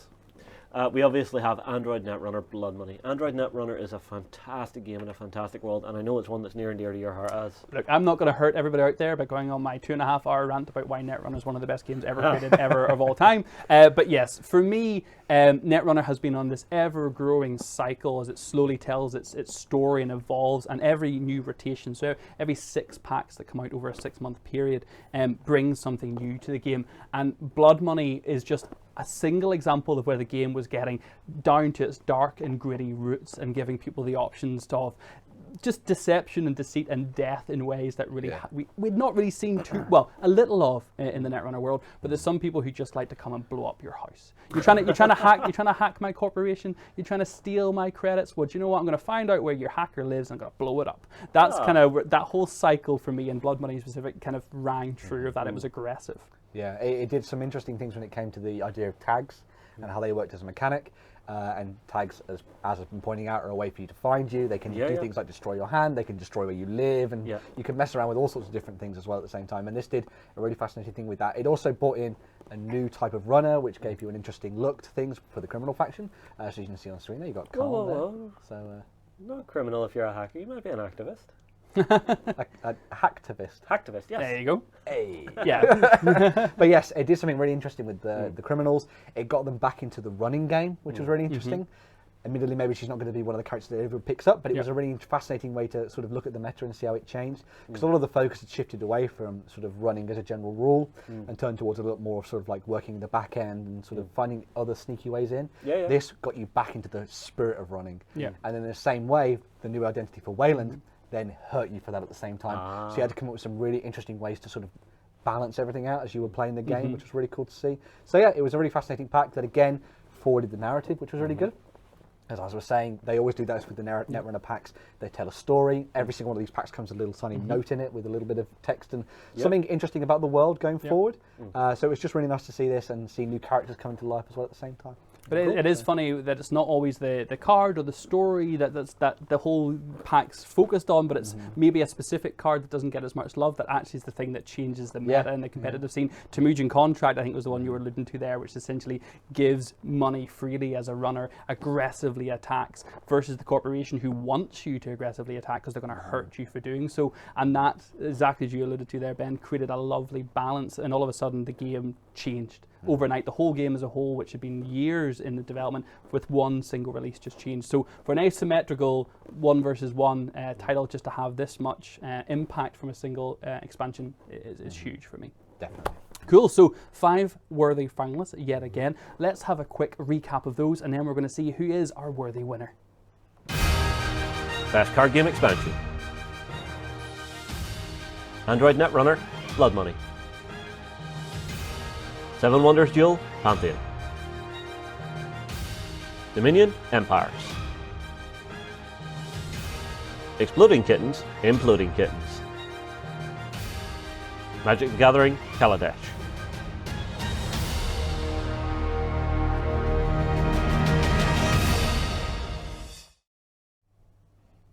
So there we have it, everyone. A real huge amount of variety in Best Card Game Expansion this year. Very happy to see so much input from community members to show so many diverse different games. And I have the winner right here. So the winner of Best Card Game Expansion is The Oatmeal with Imploding Kittens.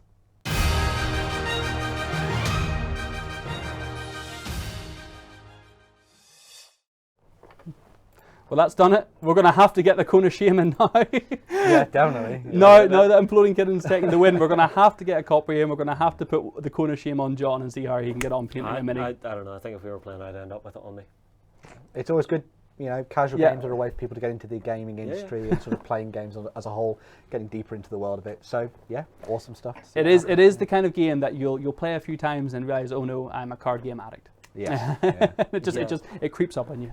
Yeah, the number of times that I've came this close to just dropping into just buying more and more cardboard, more and more cardboard. I need it all. Okay, so next up in this segment then, so to round out this selection of board and card games, we of course have the best card game winner. So this is going to be for the best standalone card game product. Let's see who our 5 finalists are. Best card game.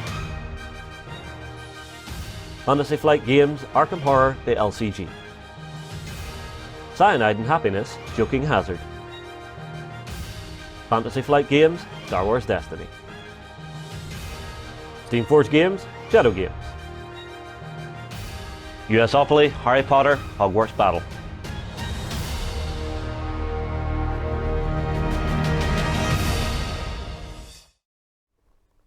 Another really awesome 5 finalists, really, and I know you've got a couple of doozies here. Shadow Games is in here. Yeah, You've got Joking Hazard in here. Course. Two big fan favorites for you.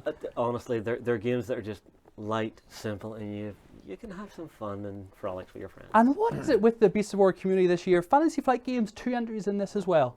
They're FFG are making a showing. Stuff. Yeah, they're making a showing. They haven't taken a win yet. We'll see. Yeah, but having the finalist ticket on there, that is absolutely to be able to make it from the thousands of different variety of nominations that were made, manually submitted by the community to make it in the top 5 is a huge accolade. We also got the USopoly Harry Potter Hogwarts Battle. Let's have a look. Who's up first then, Justin? The first thing to talk about is Arkham Horror, the card game from Fantasy Flight. You just gasped, Ben. Yeah. You see, because I was a massive fan of the Lord of the Rings living card game, which had this really nice proper cooperative aspect to it, where you're playing against the game. When they came to making this, Arkham Horror, the LCG, they took that spirit, they built on it, and they took a lot of the really fascinating mechanics that made that game amazing, and made it tenfold when it came to the Arkham Horror game. It has everything that's really great about the ideas of Cthulhu. You're all playing very interesting and unique investigators that have their own powers and abilities. You're crafting your own decks, and the scenarios themselves, they are no pushover. They are not easy. They are incredibly hard. You have to work very, very well together. It is one of those games that is perfect for both solo play and to play with just one other person. That 2-player experience is just absolutely fantastic. One of the other big things about this game that I really, really liked was the fact that they'd done such an amazing job with the artwork. It all ties together really nicely, and it makes you feel like you're in that world. And some of the aspects of the game that just stand out to me are the way in which maybe you go to a location and you flip over the card to see what mystery is on the other side. And most of the time, all of this is kind of a little bit of a surprise, which is really cool. Obviously, once you play the game a couple of times, it sort of loses that a little bit. But that first time you go through the story and you reveal that card, and you're like, oh my god, there's a ghoul here or whatever kind of. It's chasing me. I need some help. I need to get out of here. Where's my dog? Where's my baseball bat? Kind of thing. It's got that madness, that frenetic energy. Are you sure this isn't just you at home on a Friday night? Oh yeah, I run around my house. Where's my dog? Where's my baseball bat? Where's my sword? Where's there a cultist in my bedroom? Where's there a cultist? Yeah. Oh, it's just a guy in a dressing gown. I was going to say that was an interesting night out clubbing. Yeah, definitely. So, loads of us are familiar with Cthulhu and the Lovecraftian lore, and one thing I thought that FFG did so well with Arkham Horror was the deck building aspect of it didn't just involve building things that were going to help you and help you defeat cultists and beat the Elder Gods. It also put psychosis in, negative effects, fear, terror. Whenever you maybe opened a room and you drew a card, there could be a negative impact. All of a sudden something terrible happened to your characters. You became shocked. Maybe you became scared of blood. Like, there's all these things that your deck wasn't just full of things you wanted to draw. So whenever you were trying to make decisions about what to do next and what to do with your cards, you had to think about what was still to come, because you know your character's got weak traits that are mixed in with all the good stuff in there. You want a baseball bat, all of a sudden you have fear of spiders and you're running away and you're like, no, come on, stand and fight. To me, that was the thing that really made the game and added, I keep talking about tension tonight, but added that level of depth. A fantastic iteration, and a living card game that's cooperatively focused is another very nice thing, just like the Lord of the Rings game. Yeah, it's one of the things you buy each of the different packs, a little bit like you would do for any of the living card games from Fantasy Flight Games, but every single one of those packs came with a new interesting story to pursue, something to get into, same with the big deluxe expansions as well. One of the big things for me was sort of seeing how the narrative worked between the different sort of games you played, and there was no real definitive emphasis on you having to win each of the different encounters you got into.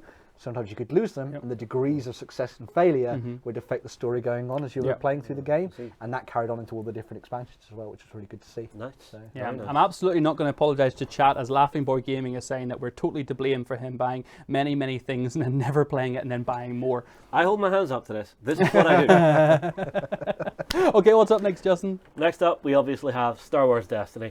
This one was a shoe-in to be at least a finalist this year. I haven't heard about this at all. Tell me about it. Lies. What be Destiny?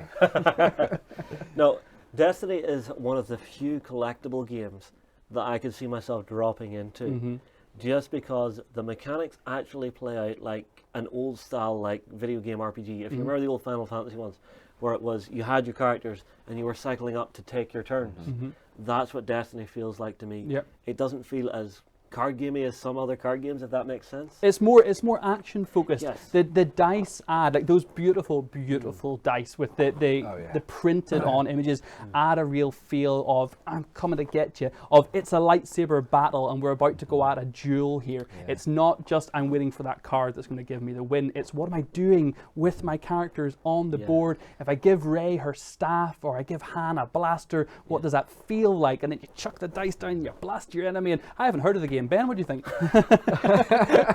One of the key things for me, well, there were two key things. The one thing is that you could teach the game in 5 minutes, and then everybody could start playing and they'd be up to speed with how they were doing it. And these starter sets that came out to begin with were perfect for that. The second thing as well is the element of always being able to do something in response, because there are so many card games where there's abilities that you put onto the table and then maybe you just get to, it's almost snowballs in a way. But the way that the action system worked in Star Wars Destiny, especially when the sets came out, was this aspect of, right, you've done something, I've got a chance to respond, I've got a chance to try and work out how to beat the problem. Yeah, there was a real sense of time flowing. Exactly, yeah. So it was really nice to have this sort of that feeling of the game coming in, so you're like, aha, I've got something to stop this, I can use my force push to change these dice and things like that. Or maybe you've got some ways to sort of change the dice faces on to benefit you in certain ways, but then they have a way to respond to you at the same time. And again, it had a real nice dueling feel to it, almost like a duel of the fates. It's also got a little bit of a feel of like a Mexican standoff. You've rolled your dice.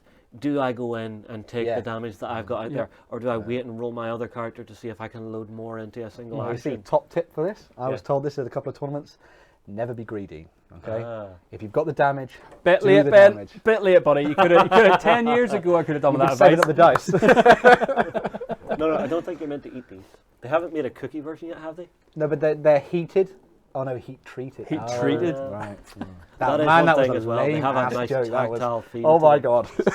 Again, we're trying to replace tactile with hashtag fondle factor. All right. The fondle factor on those dice, they feel so nice. There is a roll around in your fondle hands. factor on those dice. Yeah, definitely.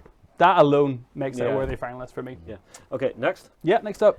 We of course have Shadow Games. Well, as a couple of people have already pointed out in chat tonight, anyone who was following our SteamCon coverage, there was plenty of opportunities to play Shadow Games from Steamforged Games, and you did get involved. Yeah, I dropped in with a bunch of guys. I'd never met them before, and I was fit to just sit down, screw them over. We were all laughing at each other, having a couple of drinks, and just milling through game after game. It's so simple that it's one of those games you can just sit and talk crap while you play. Yep. You know, so You don't even have to be concentrating on the game too much, but if you find that someone really does concentrate on the game, some people have tells. Yeah, very absolutely. obvious tells for when they're lying. And if you're good at reading those, you're going to be fantastic at this game. Yeah, the great thing about Shadow Games, it is based on Guild Ball, so if you're into that, it's a good way in, but you don't have to be into Guild Ball to pick up a copy of Shadow Games. It is only a small box game that plays in like 10 or 15 minutes, but the thing that seals the deal for me on Shadow Games as a fantastic, fantastic game is that it rewards you for telling the truth, but it also super rewards you for lying through your teeth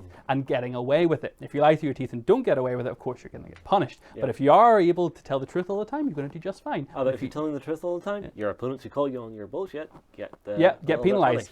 So there is an incentive to be both honest and look dishonest, and also an incentive to be dishonest but look completely honest. You see, because I remember we played this on the journey up to Essen. Yeah. And there was a lot of raised arch brows. Eyebrows. Have you really played a team code? Pass me his plunk, Justin. No. There's a lot of there's weird brows in the Steamforged game. But yes, it's a perfect game to play with your friends when you're drunk. But yes. But yes. Oh my god, drunken. Oh yeah, that was SteamCon for me. That night was drunken games of Shadow Games. It was hilarious. It was fantastic, and I love it. Yeah. But as I say, it's got that really nice sort of feel to it where you're looking around the table and you're seeing what the poker faces are like. Yeah. And it's like, you're lying. Oh, what are you doing? I have no poker face. You're fiddling with your card. What are you doing? But this is why you play honest. I have don't to. Believe you. I don't have a choice because I look dishonest all the time. I'm always red and just flushed. Innocent as the day I was born. I don't think you're cut out for the world of Shadow Games. Though. No, I'm not. Definitely not. A fantastic game that I am very thankful Beasts of War community brought to me. It's not one I was aware of as a board or card game player until I delved into the world of Guild Ball and Steamforged games and came into it. And I think that's a shame for it. I do wish it had a wider appeal. So hopefully by making it through as a finalist here, it'll get some more recognition and more people to pick it up because it's a great one. Well, my fingers are crossed. Justin needs more people to fib to. Okay, what's up next? Next up, we of course have Joking Hazard. This is a light, hilarious game. It takes about a minute to learn how to play, and let's just say you can make people blush. Yeah, if you do it right. It's worth saying that Cyanide and Happiness is one of the most unpolitically correct games in the world, but it doesn't have to be. No. It does depend on who you're playing with. Unlike Cards Against Humanity and some of those other party games, which are just very topical, R-rated for R-rated sake. Cyanide and Happiness is making a 3-panel comic. So one panel is going to go down on the table. Whoever's turn it is will get to put a panel down, and then everybody else gets the opportunity to finish off and round out that boom intro punchline, intro joke punchline, and the opportunities for hilarity are fantastic. Yeah, I have seen people fall out of chairs playing this game.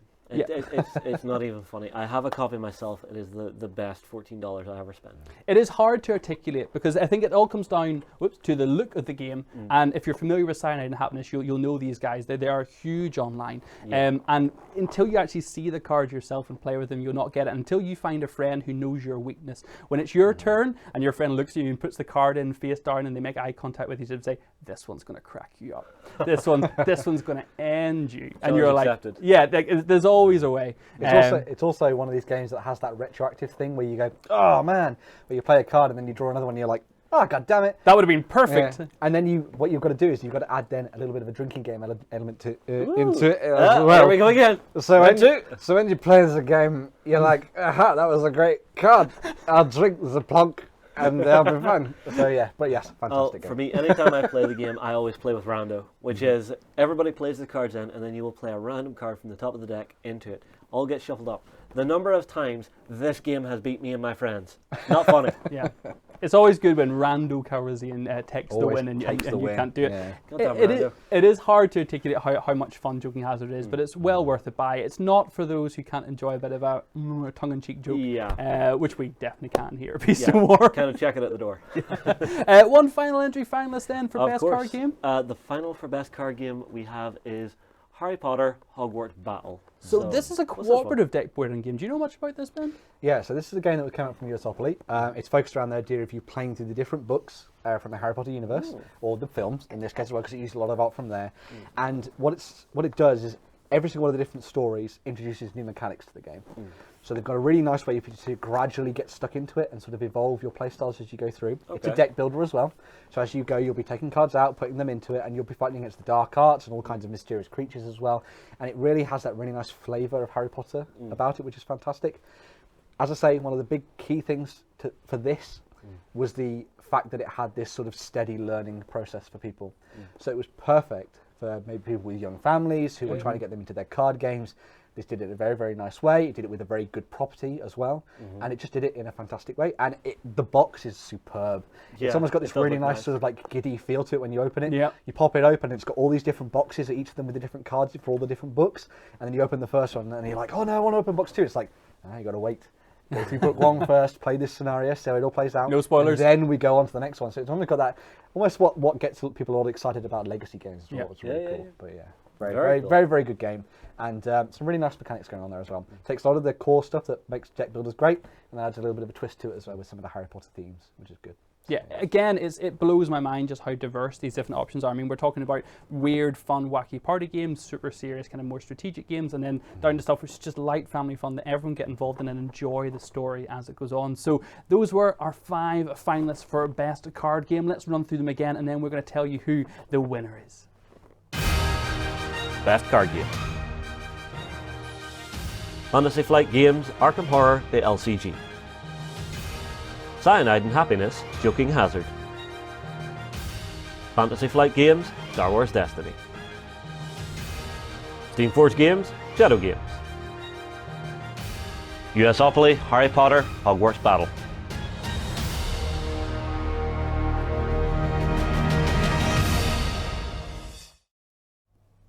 So I will announce the winner of Best Card Game in just a moment, but we have to hold the awards as we believe some of the community members in chat need to refill their drinks. Okay, that should have been enough time. So those were 5 fantastic finalists. I have the winner of Best Card Game right here. Let's see who it is. The winner of Best Card Game is Fantasy Flight Games. They take it with Arkham Horror, the living card game.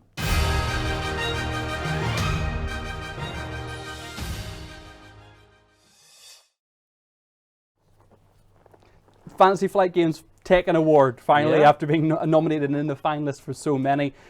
I think we're all big fans of the game. I don't think there's any reason we had to doubt that. But Star Wars Destiny, I would have loved it to win. I'm happy with Arkham Horror. Yeah, definitely. Yeah, fantastic game. Good to see some more co-op stuff hitting the boards for people and being played on the tabletop. Yeah. For Fantasy Flight, fantastic games company. They have a lot of incredible IP that we're working with. Well-deserved win, guys. Keep up the great work. Yeah, absolutely no bribe in the envelope there for me to pick Destiny, as was being suggested by Dave Talk there. That did not happen. Well, look, that's our board game and card games wrapped up. We are going to cut to the guys in the green room, see what they've been getting up to. Let's hope Warren's keeping the plunk updated. Mine is certainly empty, so let's see what they're doing. Thank you, Ben and Justin. Yes, you are now joining us back in the cultists' room. We totally do look like a bunch of cultists.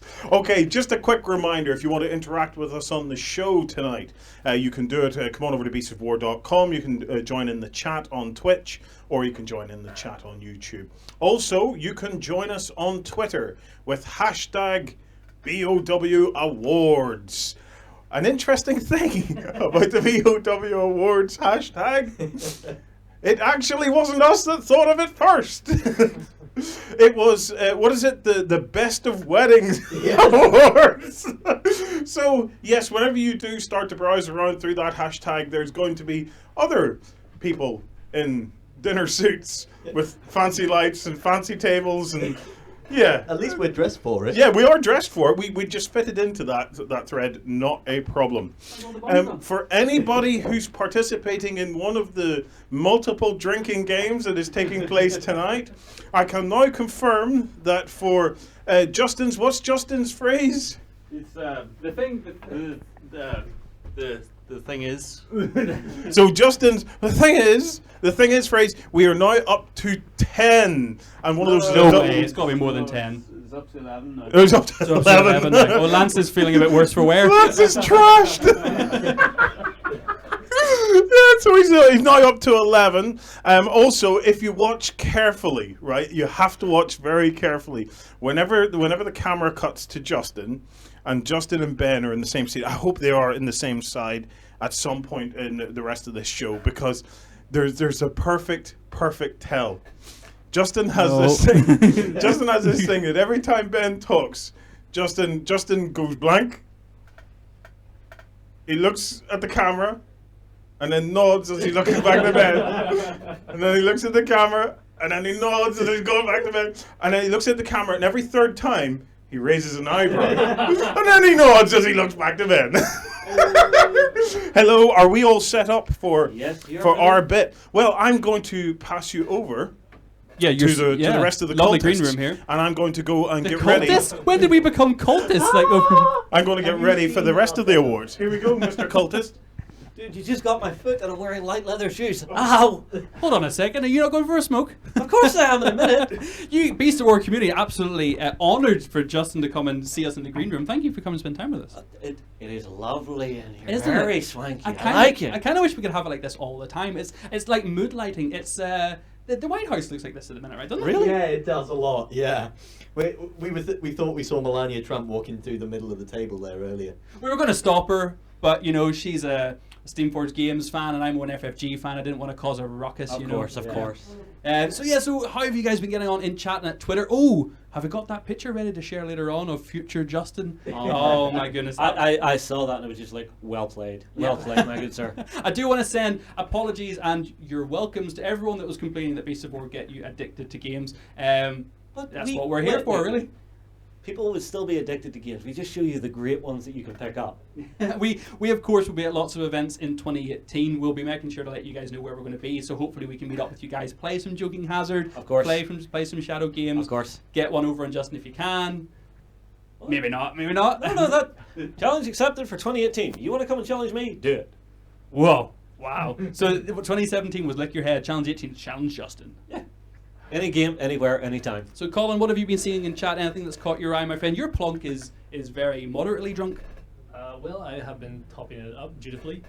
Yeah, there's been some great comments here. A lot of people getting involved in the chat. I see my friend Manlo's in there. Yeah, Colin, also known as Coco, is actually like, he's probably the guy that I owe the most to in Beast of War, because the amount of cover-ups that Colin has done for me, the amount of times he's repaired my videos when I've just gone off the rails, burst into tears, Colin has kept me looking semi-professional. Unsung hero, right here. It's a good teamwork. We make a good team. We do. So talking about teams, we always love to give a highlight out to our community spotlight. So we again are going to call out the next quarter's worth of community highlight winners, golden button winners. Is the phrase I was looking for.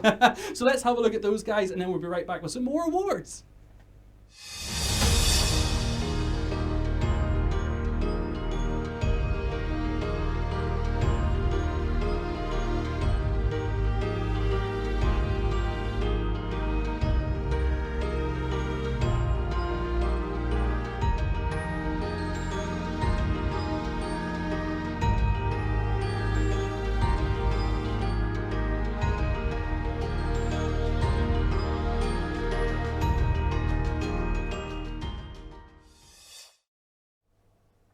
And I'd just like to say thank you once again to the amazing Beasts of War community who week in, week out post amazing projects, just awesome stuff, and allow us to give out those Golden Button Awards. Congratulations to each and every one of you that have won one. Right, you're back with myself, Ben and John. Ben, I've got to tell you, normally we have Ben up on the big screen. I've left my frame. Yep. He's left his own. But not only has it affected you, it has affected us, because we have lost our ability to have the Ben moment. Mm-hmm. The Ben moment? What's the Ben moment? moment? The Ben moment has been stolen from us because you're here. It is well known within all of the staff of Beasts of War that Ben likes to have his say. Yes. Yes, I do. So what normally happens is exactly this. We talk about something, then it comes to Ben has to have his say. I press the button. As soon as we press the button, it's...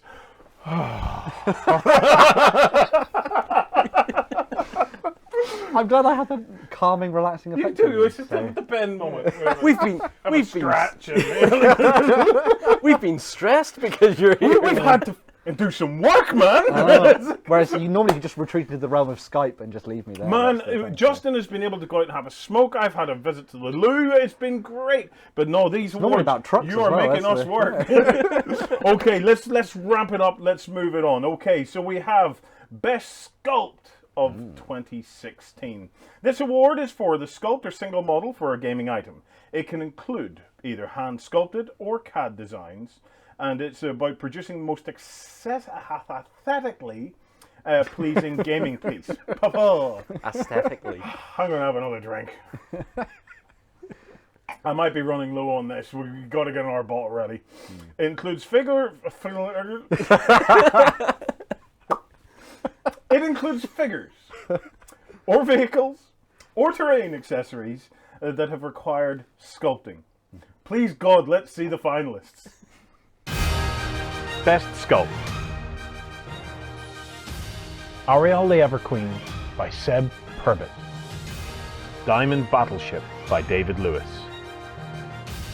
Umbra Submaritan by Fausto Gutierrez. Ludo from Labyrinth by Johnny Fraser Allen. Cena by Russ Charles.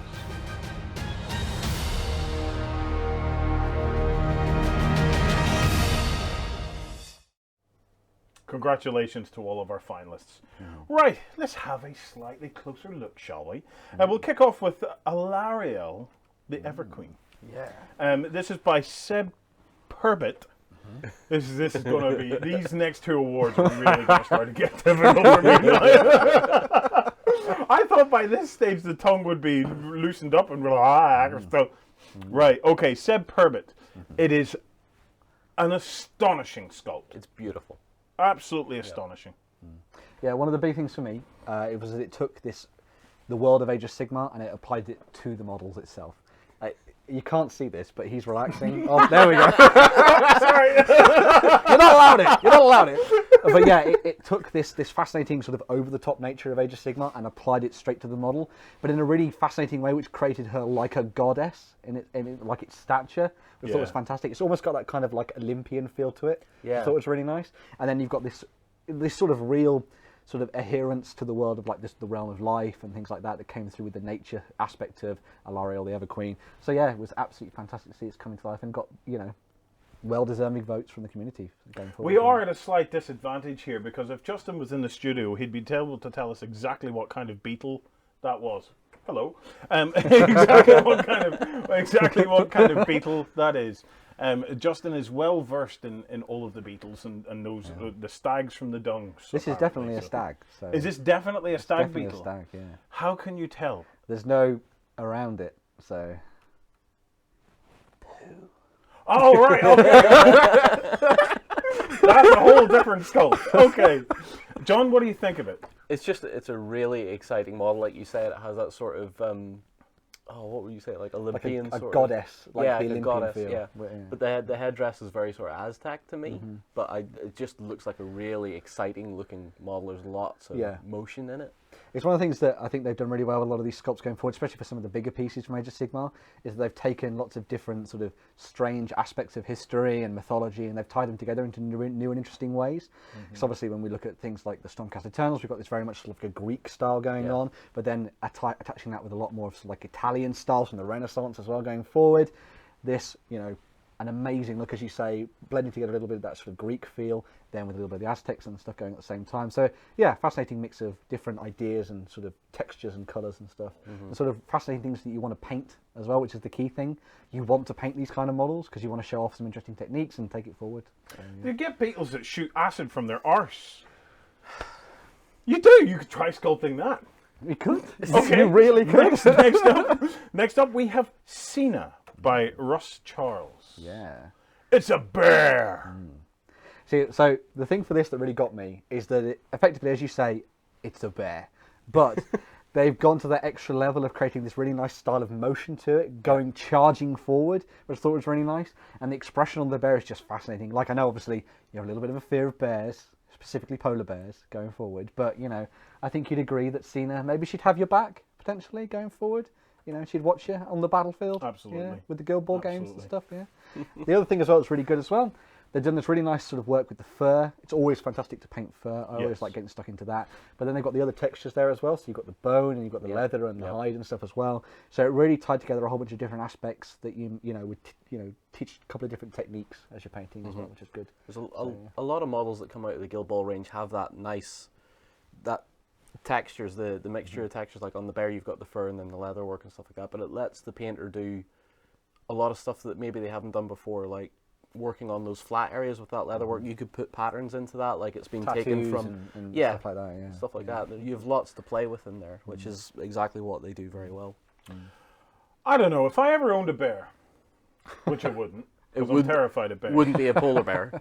I reckon I'd give my bear the horn too. I think that's a highly, highly effective weapon.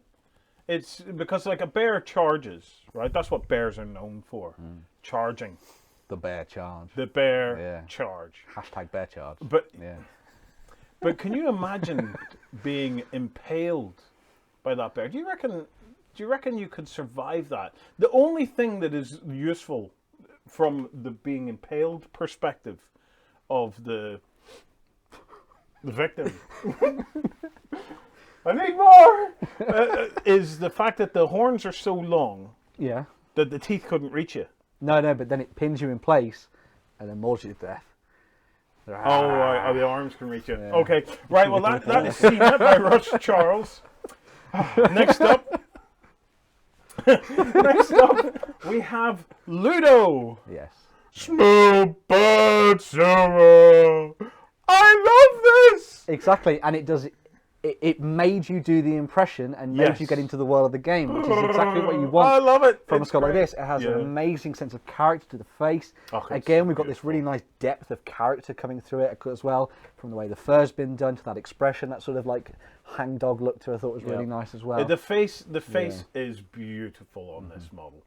As ugly faces go, it's I just love it. It's so cute. Yeah. It's so cute. It hit that nostalgia sort of hit for a lot of people, I think. It sort of got right in there with people, and they were like, oh, it's fantastic to see Ludo once again on the tabletop playing, your games of Labyrinth and things. And I think they did a really good job sort of looking through the film and deciding, this is exactly what we want to pick out, this specific stance, this specific look of the model. Capture that character. Capture it properly, and then bring it across to the tabletop to make people feel like they were, back watching the film again. I thought was good. Yeah, so, absolutely. Unfortunately for me, I've not seen Labyrinth. What? Nope, not seen it. Guess what we'll be doing after this show tonight? Late Night Labyrinth. That's Ludo by Johnny Fraser Allen. Next up, we have Umbra Samaritan by Fausto Gutierrez. You're doing well on the names. I am. I'm starting to slide into this now. Yeah. Look at that. Now, so cool. Yeah, one of the big things about this that really struck out with me is, again, we've got this really nice sense of motion coming across the model. And it hit what I really like about the World of Infinity as well. It sort of engaged on that sort of alien level, which I thought was really nice. Yep. We saw a lot of stuff coming out for Panosia and Ariadne and Nomad, which is very much focused around the humans and how they come together on the tabletop. And they've all got a very sort of militaristic vibe to them. This is coming at things from a very, very different way. It's got a full-on sci-fi alien look to the model, which I thought was really good. And it sort of captures that evil essence really nicely as well, I think. It's combined, really good, isn't it? Yes, it is combined. Yeah. It's astounding. I love the cloak work. And do you know what I particularly love? I love the muscular detail around the torso and the fact that it resembles human muscles from their layout or their positions. Yeah. But they're entirely alien. Well done. Wrong camera again. Right. Oh dear. Finally, we have the Diamond Battleship by Dave Lewis. Ben, tell us about it. Yeah, so once again, we've got an amazing sculpt from Dave Lewis here, taking on that really nice alien, Shaltari feel to things, as people have loved. Really great in Drop Zone Commander, that really fantastic look to them, this sort of like strange, almost Aztec Mayan feel, which was really nice. Translated over perfectly into what we see here with the battleship coming forward. Again, really nice attention to detail here. As you'd imagine Dave would do one of these models. He puts a lot of time and effort into these, working on the scale and all the proportions and things like that going forward. And, it's come across really nicely. Paint would paint up, I'd imagine, quite easily as well, with some good washes and some sort of highlighting as well. The whole Shaltari range just loves dry brushes and washes, and Dave is such a master at working with the CAD design to get ships that detailed to the scale that he makes them at, and they're utterly incredible. And I faced one of those and I hate them. As sculpts go, they are incredible. Like the entire drop fleet range, especially among the bigger ships, you just like, oh, that's just incredible. The detail and stuff that's on them. So see, one of the things I really liked about this as well is the angular nature of it and that sort of forward-facing sort of feel. It just feels like an arrowhead. Yeah, it feels like it's going to strike you. It's going forward. It's purposeful, and I thought it was really fascinating for a battleship to see that come to life. It's a proper leading vessel in your fleet going forward. So really cool. Really good stuff from Dave again. Awesome stuff from all of our finalists. Right, let's have a quick recap of the finalists and we'll be straight back with the winner. Best Sculpt. Ariel the Everqueen by Seb Purbett. Diamond Battleship by David Lewis. Umbra Submaritan by Fausto Gutierrez. Ludo from Labyrinth by Johnny Fraser Allen. Cena by Russ Charles.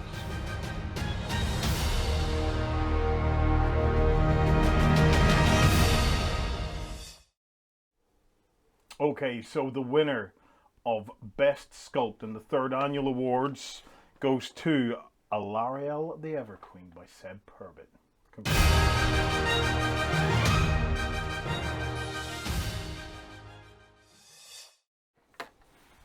What's next? Best paint.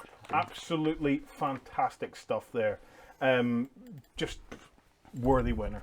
Right, this next, if you think that category makes you go, oh, it's so amazing.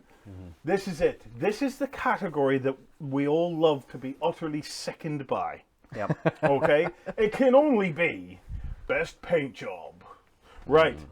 This award is for the artist and the aesthetic of the fully painted item. It can include pieces which were entered into competition, commercial work, and pieces painted for personal use. Right, that's the blurb out of the way. Let's see who our finalists are. Best Paint Job. Agent Crane Rank by Angel Heraldez. Atonement by Karakos Simos. Garrosh Hellscreen by Sergio Calvo Rubio. Herald of Zinch by Michał Pisarski. MASH by Seb Levine.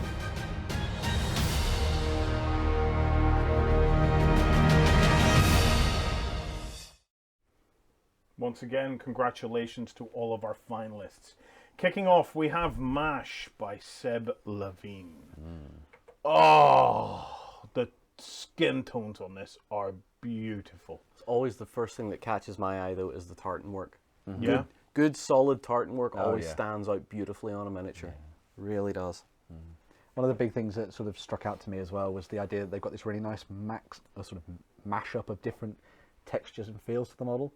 So as you say, you've got some really fascinating work going into the muscle definition, the tartan as well, and you've got the really good work on the shading for the clothing, and then that helmet and the metal work which I thought was really nice as well. It's just absolutely fantastic. Even down to the wood grain and stuff that's been done into the axe, or sort of like the paddle, I guess you'd say. Yeah. Just sort of, I thought it was a form of cricket bat, actually. I'd imagine it. Maybe it is a proper cricket bat.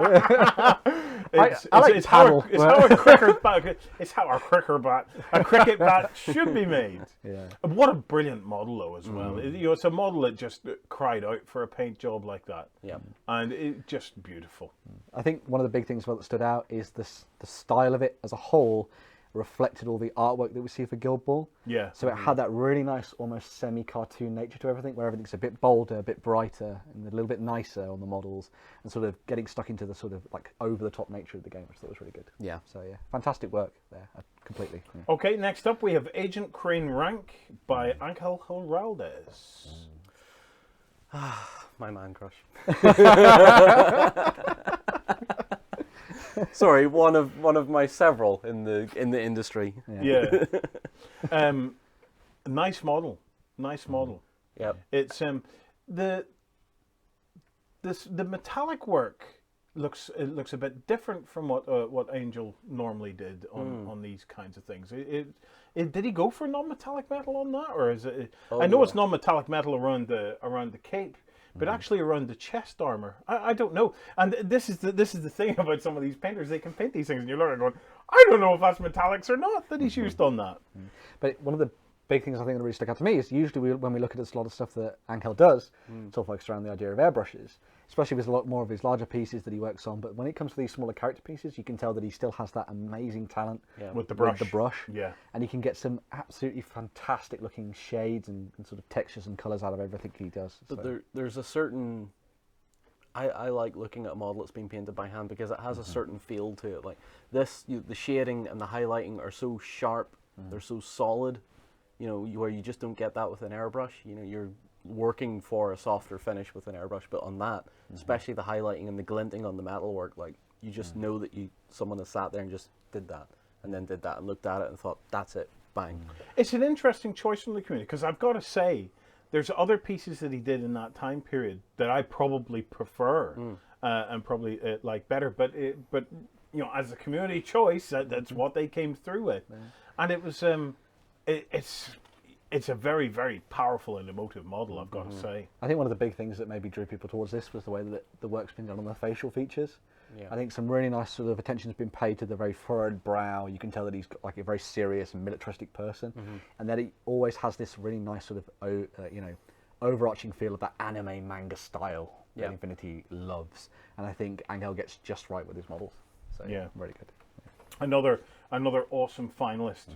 Right. Next up, we have Atonement by Kriakos Simos. Good God. What could... John, I'm struggling to find the words as well. And that was even before that. I mean, what could you not love about this? This is something I've seen a few times, a few painters and modelers have done. Making something literally leap out a book at you, and it is a very emotive, very powerful thing. And when you see it executed in such a beautiful way, the fact that the guy's wings are they're practically made of the parchment, the same book of the book, is a gorgeous little touch. And all the detail on the wing and the detail on her dress and everything's just, it's magnificent. I mean, there's nothing else I can say about it. It's just magnificent. It's that amazing attention to detail with all of the freehand work across the entire model that just sticks with you, I think. And in many ways, I like the look of the models themselves, but the book for me is the thing that really just drew me into that, because I just think it looks fantastic. And all that script work that's been done is just beautiful. And even something down to the, as small as the skulls that are clipped around the base, and those almost rusted swords as well stuck into the pages. Just looks absolutely fantastic. There was something strange because I thought the girl had the most enormous right foot, but it was actually part of the leg.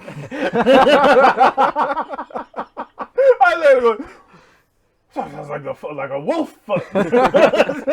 Well, maybe that's the secret story deep within this. You never know. So what can you say about this? It's like every year something comes and just stands out, and you look at it and go, that makes me want to weep.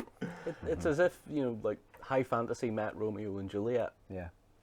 That's the feel. That's the vibe I get off of it. It's one of those really nice things that I think everyone wants to achieve when they're painting a model, is getting that essence of telling a story with what you're doing, and that has just hit that right on the head. Almost literally, I guess you'd say. So yeah. As far as skill set goes, I can measure where I'm at now and where I'd need to be to get that, and I can guarantee you it's decades. For me, never. Better get into it then, John. I better get started. I quite simply just resign myself to enjoying looking at it. So, okay, next up we have Garrosh Hellscream by Sergio Calvo Rubio. Oh, look at that. Straight out of World of Warcraft. Perfectly, yeah. Amazing. Another one of these amazing models which does some really fantastic stuff with the ideas of muscle definition and the way that all the cloth works. One of the big things that stuck out to me when I was reading some stuff about this all the metalwork is non-metallic metal, which is just amazing when you look at it. Yep. And all the lighting stuff is proper painted on lighting styles. So, you know, it's a proper use of shades and darkness and shadows across the entire model to bring that model to life and to focus it into that central image of Garrosh sitting on his throne. Yep. Just looks absolutely fantastic. So, And it's worse for me because I've just got back into playing World of Warcraft. So you got to get this model. So I need, you got to paint this model. I can do nothing but stare and appreciate at it because it's nice to see a serious take, you know, on a tone like that, you know, on a character. Because usually you see a lot of Warcrafty stuff is quite cartoony, quite bright, and Garrosh, Hellscream is the complete opposite. You've got the real feel of him sitting in that Horde Guild hall, almost sort of sitting there on his throne, the light from the fire sort of bathing over him as he starts to ruminate what he's going to do to the Alliance and stuff. So yeah, fantastic. It's just incredible. Okay, our final finalist is the Herald of Tzeentch by Mikhail Pisarski. Well, there you go. Some more amazing freehand stuff, I think you'd say. Goodness me. I didn't even see the banner. I was looking at the legs. Goodness me. Yeah, absolutely stunning this. I think it was the winner of the Warhammer European Open during 2016, which was amazing. And well, silver, I think it was actually during that competition. But absolutely fantastic looking model. It does some really nice things with the idea of demons as a whole for Tzeentch. So it's got a really nice feel where he's done all the blending between the different colours for the blue and the pink, because obviously the horrors have this thing where they pop out of each other and they're ever changing, and they've done a really nice job with it. I guess it would be sort of a wet blending style to bring that together, or would it be some kind of sort of airbrushing that maybe used on that? Well, the thing is, on the really great painters, it's hard to tell. Yeah. If I had looking at it, if I had to guess, I would say airbrush.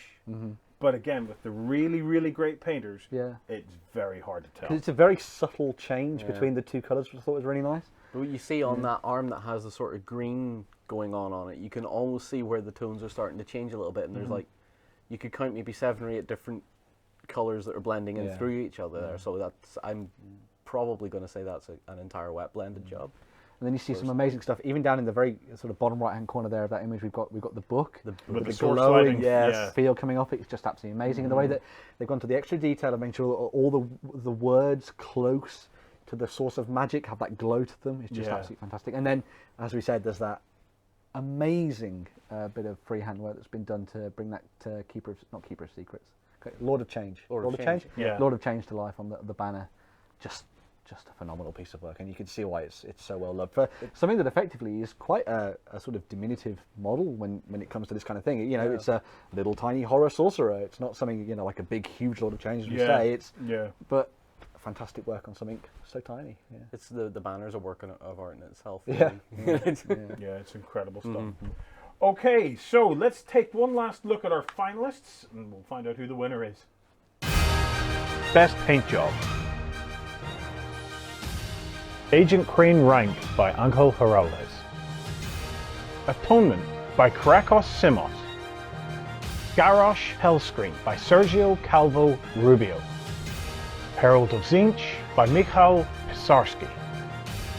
MASH by Seb Levine.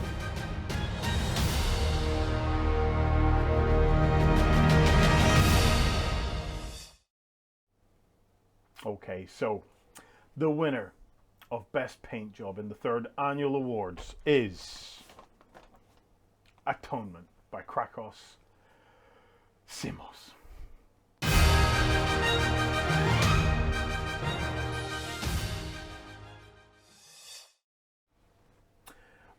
An amazing category. Absolutely astounding category. It one of the great things in the Beasts of War Annual Awards is it takes place after a lot of the other painting awards take place. So we get to be able to see what the public view, and we get to match all of these great painters that have maybe taken place in the European painting competitions, the American painting competitions. Crystal Brush, things like that. And finally you get to get them all head to head, along with some of the commercial painters who are just too busy earning the big bucks to be able to go into the painting competitions. So it's really nice to see just what comes through. Atonement won by 46.8% of the vote. And can I just say I am not one bit surprised. So, not at all. Congratulations, Krakos. It's absolutely beautiful. Right. I think it's time to head back to the cultists in the cultist room to see what they're doing with their tentacles. Yeah, we are all just a little bit flabbergasted. Getting to see Atonement again by Kyriakos Simos is just absolutely breathtaking. It's nothing at all to do with the lack of plonk, as Sam is now demonstrating. You're lamenting, Mr. Poots. There's bound to be some more under the tables. We'll have another look before the next segment. Don't worry, Sam. It's not over yet, man. It's okay. It's okay. We'll get you more plonk. Don't worry. I have to say, though, gorgeous mini. Fantastic work. There are some real artists out there who just use a miniature as a new canvas for their skills.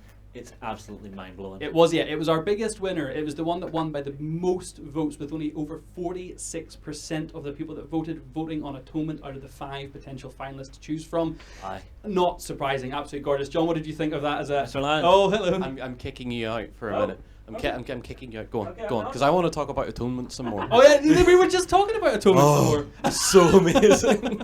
Absolutely amazing. Beautiful piece of work. And it's something I'm going to have to stare at for a while and get a little bit of inspiration from. I think a hobby blog might be in order with you. Oh no. No. If I just put myself Warren, do we need to up the bar and the stuff that John paints for you to that standard? Good God, man. Have you seen it? Have you seen it? Oh, pass me my plonk. Oh, yeah, he can't go without the plonk this time. I made that mistake last time. So, if you're just tuning in, welcome to the Beasts of War 3rd Annual Awards. I am now in the cultists room. It used to be a green room. Now it's where we get up to all sorts of evil practices. Isn't that right, Tom? I couldn't possibly comment. Remember, if you want to interact with us on the show tonight, we are monitoring the chat. So if you come across to beastsofwar.com, we have embedded Twitch chat there, or you can join us on Twitch, or you can chat to us via YouTube. We have it all coming into the green room here where we're monitoring everything. You can also hit us up by Twitch or tweets by going to the Best of Wedding Awards, hashtag BOW Awards. Yes, you will have to filter through a whole lot of wedding crap before you get to our stuff, but yep, that's just how it works. We've had some fabulous tweets tonight. Can I just do a shout out to Gareth Briley? Gaz, you look amazing in your tux. In fact, the number of people that are joining us in their own tuxedos tonight at home has been amazing.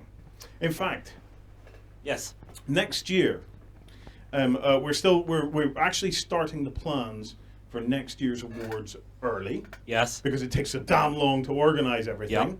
But next year, what I'm thinking of doing potentially is actually inviting some of the community to come here and actually spend awards night here with us. So we'll move everything out into the bigger room, we'll move everything out, we'll put in some dinner tables, and we'll actually have a proper family get-together, because I've seen it mentioned in the chat. Family get-together? Yeah. Do you know how much plonk we're going to need? Yes, I do. Oh. Hazy Boy is going to send it to me. Aren't you, Hazy Boy? Yes, yes. So Mr. Poots requires more plonk. I've seen it said on the chat throughout tonight, Beasts of War is not just a community. Yep. It's a family that you get on with better than your actual blood relatives. Yeah, okay, I'm going to give you that one. I'm going to give you that one. Right.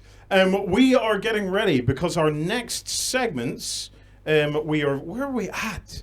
We're at award number 10. Yes. Oh, we're going into the whole role-playing stuff now. Yes, but don't forget, I do believe we have another segment of community buttons to go through if you check the list. He's absolutely right. When I'm right, I'm right. When he's right, he is right. Once again, a massive, massive shout out to all the community members who get involved in the hobby projects and get involved in things like Hobby Night Live and the challenges and stuff that we do here on Beasts of War. Your work is an inspiration to every one of us here, and I imagine that every one of the people that come and visit Beasts of War every day. You're an absolute credit to the hobby, each and every one of you. And we're going to show off some more of the golden buttons that we awarded this year.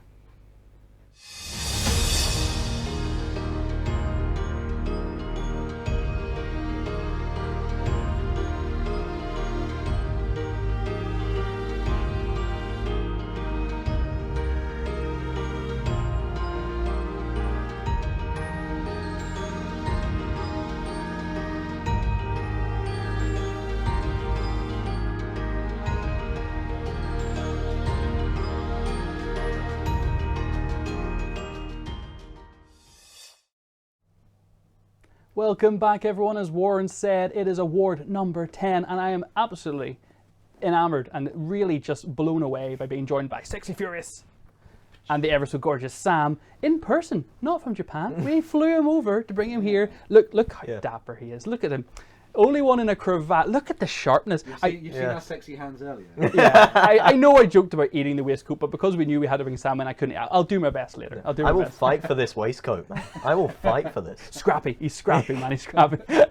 So we're here to chat a bit about role-playing. We have 2 awards that we're going to go through, and the first one is role-playing game expansion. So we have 5 finalists for you. Let's have a look at who they are.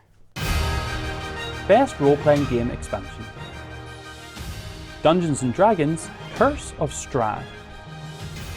Fragged Empire, Protagonist Archive. Dungeons & Dragons, Volo's Guide to Monsters. Pathfinder, Ultimate Intrigue. Dungeons & Dragons, Storm King's Thunder.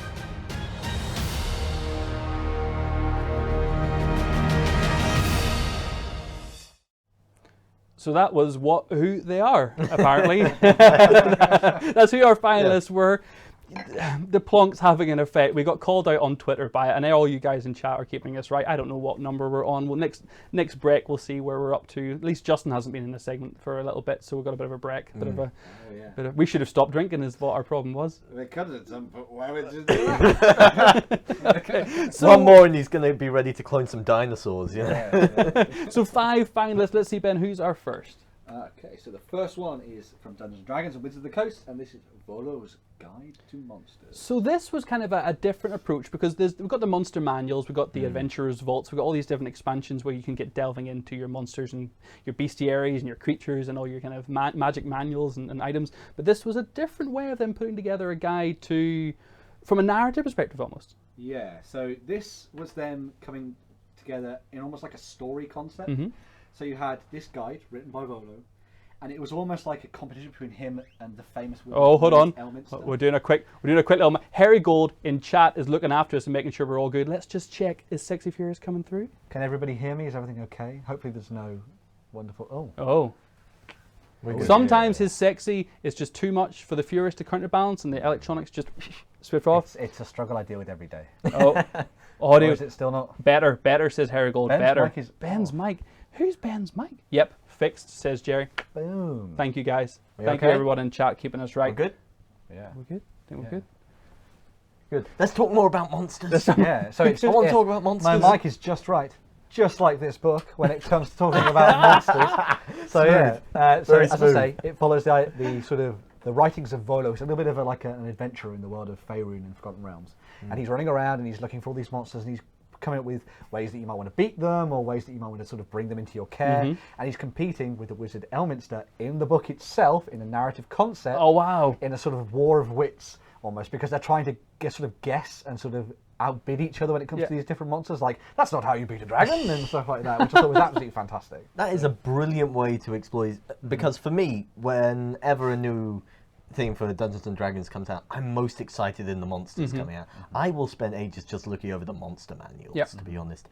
But giving this narrative bent, it almost challenges you for your own games as well. Yeah, and as a dungeon master, it really gets my imagination flowing, because all of a sudden I love the thought of an NPC coming up and being, I'll show you how to best that dragon, it's stones. Oh no, it didn't work. I've misread this in a tome somewhere. And all of a sudden everything goes awry. I didn't know you'd played with me before. So yeah, an interesting approach. Yeah, it's one of those things where the book that you're using in a mechanical sense can almost become a real life artifact within their world. And you could almost go to the length of maybe printing off a couple of pages from the monster manual and then giving them to some of your players. Like maybe they're working together to try and piece together Volo's Guide to Monsters and going out to try and find all these different strange creatures and not necessarily kill them, but doing something a little bit different in your role playing. Study them, which is kind really of cool, fantastic beasts and where to find them. Exactly, yeah. Which is perfect for what you want to do with like wizards and mages and stuff. See, and that to me actually, again, excites my imagination that maybe your players can find out a new weakness or a new bit of lore or new intelligence to your creature that was before now undiscovered, and maybe something that they're going to reveal to the Forgotten Realms. Very nice. A really good entry for a finalist. Definitely. There's plenty of D&D here to go through. When it's role-playing, it's no surprise. So on to the next one, Ben. Yeah, okay. So the next one is from Wizards of the Coast as well, and this is for Dungeons and Dragons, and this is a return to a little bit of a favourite with Curse of Strahd. So this is for your low level guys. This is when you're starting out, your kind of levels 1 through 10. You're getting into it, and it's based around vampires. Yeah. Yeah, so this is going back to the realm of Ravenloft, which is a classic setting in the world of D&D, and it's all about sort of exploring the area and dealing with this threat of vampires that is coming out from Lord Strahd himself. Yep. It brings in some really fascinating concepts. Obviously, vampires are a very interesting sort of aspect of the game, and you've got to almost war between the sort of aspect of vampires being there primarily as just an evil force, but also, you know, maybe there's some vampires out there that have got some other ideas for how they want to approach you. Yep. Maybe they want to befriend you, maybe working with the bad guys that's so bad at these certain moments, and those are the kind of things you explore as you're going through this narrative and playing through this campaign. And it was really good to see that they actually brought on and some of the consultants from the original module when it came out to work with this role-playing supplement, so that when it came to building the story, they could give it that really nice classic feel. And it's one of those things that we've seen a lot with D&D 5th edition going forward, is that they've, you know, really listened to the community, took a lot of the stuff on board that people really, really liked with the older editions from sort of second and third edition, and brought that back into the game. And obviously, you know, it's vampires, an awesome idea, and it's 1 to 10, which is really cool as well. It's got a really nice sort of generational thing going on, so it's good. Vampires are one of my favourite monsters. Really? Why so? I don't know. There's something I really like about vampires. They can be almost anything, depending on how you use them. Yep. You can have the insane horde of vampires, a la I Am Legend. Yeah. You can have the dark, seductive vampires of Dracula. Yeah. You can even have the tortured, oh no, my life is terrible vampires of Twilight. But we do not speak its name. I mean, we can't have that, but... Yeah, you need a broad range. Yeah. And this scenario, the Ravenloft, is, as you said, one of the classics of D&D. And it's one I haven't yet had a chance to explore. And getting it introduced now, I'm really excited to give it a go. Yeah, fantastic. Another absolutely worthy finalist. We've got 3 more, Ben. Who's up next? Yeah.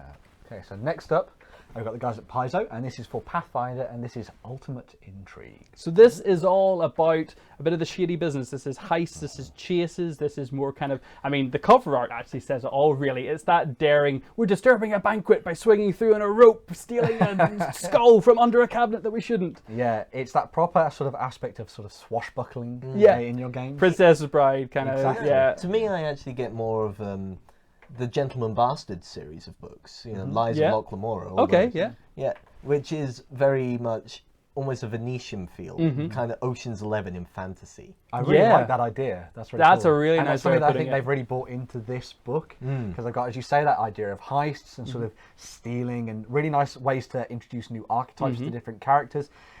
That's one of the things I really, really like with these kind of books, when they do source books in this way, is they try something new, they do some interesting new stuff with mechanics, but they also apply things to the stuff that already exists to make you feel like you've got more stuff that you can go into as your character develops. Because obviously one of the big things about these kind of role-playing games, especially these sort of like more centralized and sort of well-loved fantasy ones, is this idea of multi-classing and going in different directions as you sort of level up through Paladin. Maybe you want to try a little bit of thievery and stuff.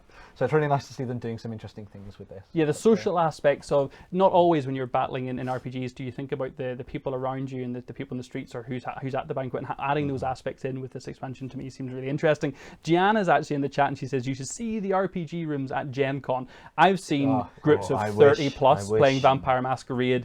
I don't know how anyone keeps control of those groups and what's going on, but they seem to work. Like when everyone's all working towards one narrative and having a bit of fun, they seem to really gel. One of the big things that actually came through with this book, talking about new mechanics, is the idea of social fighting. Now that I love. And it's something that's been explored in a couple of other games. I know like Green Ronin have tried it in their A Song of Ice and Fire games. But in this, it's really nice to see them approaching it and sort of this war of wits between players. So not everything has to be solved by stabbing people. That is what I prefer. What? Yes, that's I know. That's the way the dragon's treasure, right? Yeah, that's stab treasure, no? I love playing as very political characters, very suave, talkative characters. Unfortunately, most of my friends like to play the barbarian, so those go well. It's nice to see some social focus. So a lot of it is you making up for their mistakes. Yeah. They smash stuff. I run around going sorry. High charisma value. Yeah. So for our 4th finalist, we're back to D&D, Ben. Yeah. Okay. So next up, We're looking at Wizards of the Coast again, and this is Storm King's Thunder. That cover art alone is absolutely stunning. So what's this one all about? Okay, so this one's another one of the source books that has a lot more adventures in it. It's for sort of levels 1 to 11, I think. And it was one of the first ones that came out. And it deals with the aspects of these giants. So one of the big sort of running themes they've had in a lot of the stuff for Forgotten Realms, they started off with dragons and Tiamat, and then they moved on to the giants being sort of got into a tizzy, for want of a better word, I suppose you'd say. It's a great word, yeah. And storming around Faerun, destroying things, and generally behaving a little bit differently to how they might have normally done. This book then has you as your characters trying to find out what's going on. Again, it's coming at things from a very different angle. It does not necessarily have to all be about combat. I mean, obviously, if you want to fight some giants, fight some giants. But this also has a little bit of the social angle to it as well, which is really cool. So maybe you're going to be getting to these sort of into situations with these giants. Maybe you're going to end up working with them. Maybe you'll find some common ground. Maybe you'll find that there's a larger, darker enemy behind all of this at the same time, which is really fascinating to see in a role-playing game. And again, it explores another aspect of the culture within the world of Dungeons and Dragons, and looking at all the different types of not dragon clans, the giants clans, like storm giants. Oh yes, of course, yes. Which we've talked about on the weekend during things before as well. Which is really There've good. been models from Gale Force 9 for them, haven't there? Yeah, that was one of the big things. They support this range with some amazing models from their Collector's Series range, I think it was, which is really good. I think it's super interesting to delve into giants and what they can be like to engage with, because so often on fantasy and on tabletop, giants are just the big hard-hitting unit that runs alongside your rank and file. Orcs, for example, and actually to delve into their hierarchy and their clans and what might motivate them to actually engage in war, or why they attack Faerun, for example. I like this idea as an adventure setting. Well, it's one of the interesting things, because one of the big things that come across when a lot of people meet dragons for the first time in their Dungeons and Dragons adventures is, when we meet them, we've got to kill the dragon and steal the treasure, as you were saying, like the one that's like this munchkin feeling to it. But a lot of dragons actually have their own personality around them, and the same thing applies to the giants. So which is putting really a new take on a fantasy staple, almost. Indeed. Well, not so much a new take, but letting us Delving see them again. In Absolutely. So who's our final finalist, Ben? The final one is from the guys at Fragged Empire, and this is the Protagonists Archives. This is going a little bit off the book, going into the worlds of sci-fi, which I thought was really fascinating. And this brought in some new races for you to players in the game, as well as some new NPCs as well. And it sort of broadened your horizons when it came to where you were going to go when it comes to exploring the game world. It introduced a whole bunch of new settings and sort of systems that you could go and visit. You know, started to sow the seeds of a couple of new threads for the stories as well, which is really cool. And again, it's one of these things which is fascinating, because a lot of fantasy role-playing games, they're very much sort of grounded within a certain sense of reality, and you know, you're all on the same planet. You know, you walk everywhere. Suddenly, you start looking towards alien species that have completely different outlooks on life, and this sort of style of going beyond your galaxies and into different parts of it and stuff is just a fascinating thing. And these guys have done an amazing job of this, bringing together some amazing looking artwork and some fantastic narrative and story driven stuff behind it as well. These guys have done some brilliant stuff on Kickstarter, and it's just superb to see them do really well. So just the artwork alone on that front cover is beautiful. I want to be that one at the back, swinging on the vine. Yes. Kind of like a female ninja Groot. What? Female ninja Groot. So that's written on your character. Everything about that sentence. I must admit, I've never delved into the world of sci-fi role playing. I must admit, I think I've always felt a little bit maybe closed-minded, or not willing to step up to that mantle of such a, because you mentioned having an archive of all these different alien races is something I think I would need to delve into sci-fi, because I feel like I would need a robust way to build that layer of knowledge. Because for me, I'd be like, swibbly wobbly, timey-wimey, alien thingy. What do you do? So what you want is science fantasy. There we go. We'll talk later. I didn't even know that was a thing. That sounds amazing. Okay, so there's our 5 finalists. We're going to run through those again, and then we're going to tell you who the winner of Best RPG Expansion is. Best Role-Playing Game Expansion. Dungeons & Dragons, Curse of Strahd. Fragged Empire, Protagonist Archive. Dungeons & Dragons, Volo's Guide to Monsters. Pathfinder, Ultimate Intrigue. Dungeons & Dragons, Storm King's Thunder.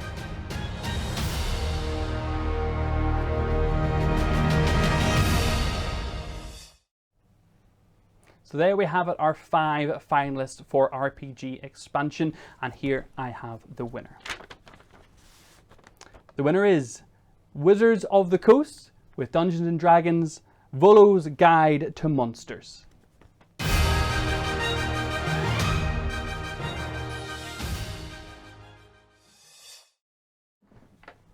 Well, I think for me as a big D&D player, having a monster manual that's essentially a story with a toing and froing between two protagonists, educating the world and what they find about monsters, that's a perfect winner for me. And I like getting to see a world through a particular person's eyes and not just here's how things are. Here's how we observe them is a really super interesting way to get into a game, and that to me is a worthy winner. And of course, this way it's a real exploration of the world. He's investigating, he's delving in. One of those real life artifacts. Yeah, definitely. Yeah, really nice to see you in chat, actually. Sukaruso was saying that really loved Volo's Guide when I was younger. Very nice book as well. Completely agree. Again, community nominated every single finalist, every single one that makes it through to actually win an award has all come from you guys watching. So thank you so much for putting the votes in and opening our eyes to some new stuff as well. So now we have the award, 11th award of the night, for best role-playing game. This is tight. This is tough. It's not every year that you get new role-playing games, but we were pretty blessed actually that when looking back at 2016, there were a multitude of options that got suggested. So the top 5 come from a bunch of different aspects. So let's have a quick look at our 5 finalists. Best role-playing game. Cubicle 7 Entertainment, Adventures in Middle-earth. Lumplay Games, Apocalypse World, 2nd edition. Chaosium, Call of Cthulhu, 7th edition. Burning Games, Faith, A Garden in Hell. John Wick presents 7th Sea.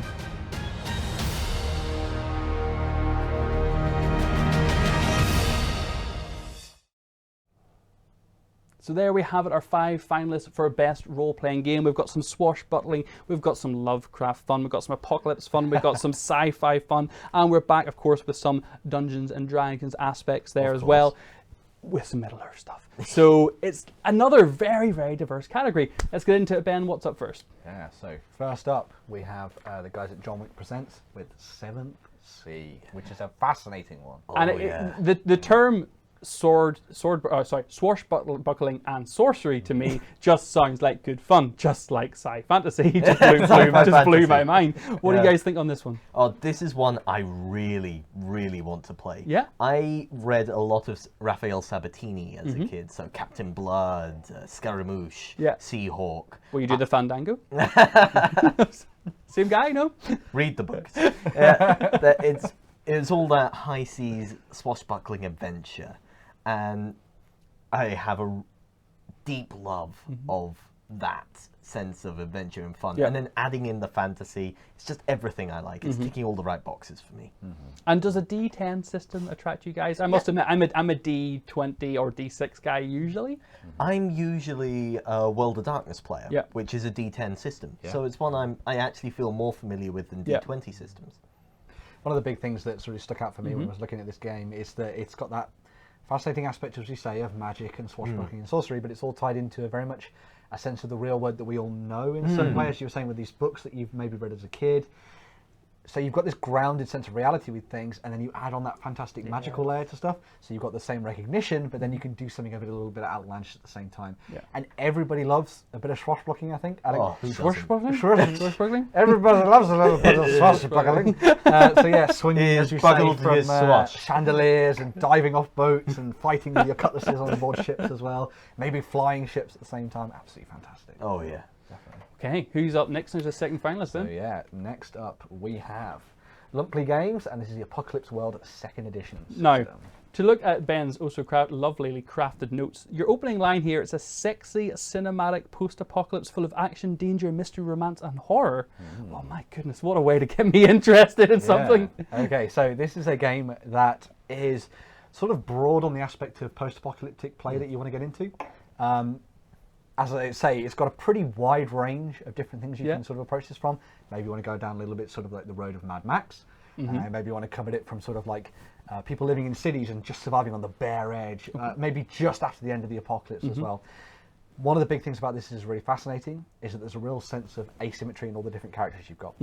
Everybody comes with their own little playbook that has certain moves they can do in the game. And they're unique to them. So you've got certain things, maybe there's like particular badasses that are really good with their weapons, and then you've got maybe someone who's very, very good at their science at the same time. Maybe you've got junkers who can fix cars very quickly and stuff. And it's very much driven around this idea of like, this is the character you are, inhabit the role and get stuck into it, and work out how you're going to deal with the post-apocalypse. With the skill set that the skill sets that you have, and whether or not it's going to be at odds to the way that your character would be. Yeah. Which I thought was fascinating in role-playing, because anything that adds internal conflict to your characters is always superb. Yeah, if you're thrust into a world where you have to always be mobile, always keeping your car running, and if it cramps down in the middle of the desert, the rusted apocalypse, you're going to die, and all of a sudden you're thrust into a big city that you're not used to, dealing with that and how your character would handle that is a really interesting way of playing a game. And post-apocalyptic stuff, again, it's not an RPG realm I've really delved much into, but sounds really nice. I'll admit, what I really want is to play within the post-apocalyptic world I love the most. Yeah. And I'm about to make a lot of enemies on Twitter, on the convo here. Waterworld. Yeah, no, I love that world. I like really Waterworld. like that film. I'm not gonna lie. I dig myself a bit of Kevin Costner. Yeah. I just want to play that in that world. Yeah, you could probably do that. It'd be fascinating to, I think, really think about it, because you exchange the sort of badlands for these open expanses of water, and you do something a little bit different with it, and see how it all comes together on the tabletop. And again, one of the big things I say is this idea of these playbooks that sort of drive you into certain sort of focuses that you want to be working towards as a central character and a central theme in your stories. And the way that they conflict with the other characters in your party is going to be fascinating. And then if you set it in a different location, as we say, like a Waterworld setting, that's just going to be amazing to see how that comes together, because you've got to completely think outside the box when it comes to your role-playing and stuff. That is the great thing about post-apocalypse. You can go cartoony and over the top, a la Waterworld and Mad Max, or you can go harsh, gritty, realistic, a la The Road, maybe. Uh-oh, Sam. Yeah. Casaral has just said, Sam is dead to me now. Excommunicate. I hope you muted the audio or the bit that I said. I loved it as well, Chris. Sorry about that. Okay, we have some Lovecraft fun up next then. Yeah, so we've got Chaosium with Call of Cthulhu, 7th edition. The big thing that stood out for me with this one, which is, I mean, it's the 7th edition, but it was designed to be compatible with all the previous versions, which is ridiculously amazing. Like, what a fantastic touch to say, we're going to reinvent everything, we're going to bring it all back, but we're actually going to make sure, if you've been playing this all your life, continue doing it the way you used to. I actually have a real soft spot for the Call of Cthulhu role-playing games, because they were my introduction to Lovecraft. Oh, wow. Yeah.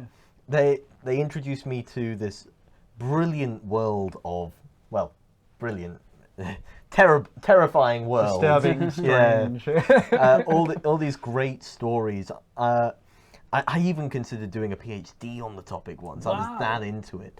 I will say, though, I have one gripe against this, which is I bought the previous edition just before they announced the release. But yeah, as I say, fantastic to see another one of these games that is definitely working towards that sort of feel of like the race to sanity zero and all that kind of thing that everybody loves, but then doing a real favour to people that have a lot of the source books that already exist. Yeah. And basically taking a lot of what the community have been saying and saying, you know what, we're going to refine things, we're going to take things to the next step, we're going to make it easy for you to get into and easy to play, and just really sort of embracing everything that is Cthulhu and stuff, and you know, bringing it to a new audience, which I thought was fascinating, especially with so many different avenues and ways into it now, because we've got a lot of TV shows, a lot of movies that are very much down this sort of strange aspect to them, this weird feeling, and to have games like this that are out now, readily available for people to pick up, and with new editions, all the updated rules.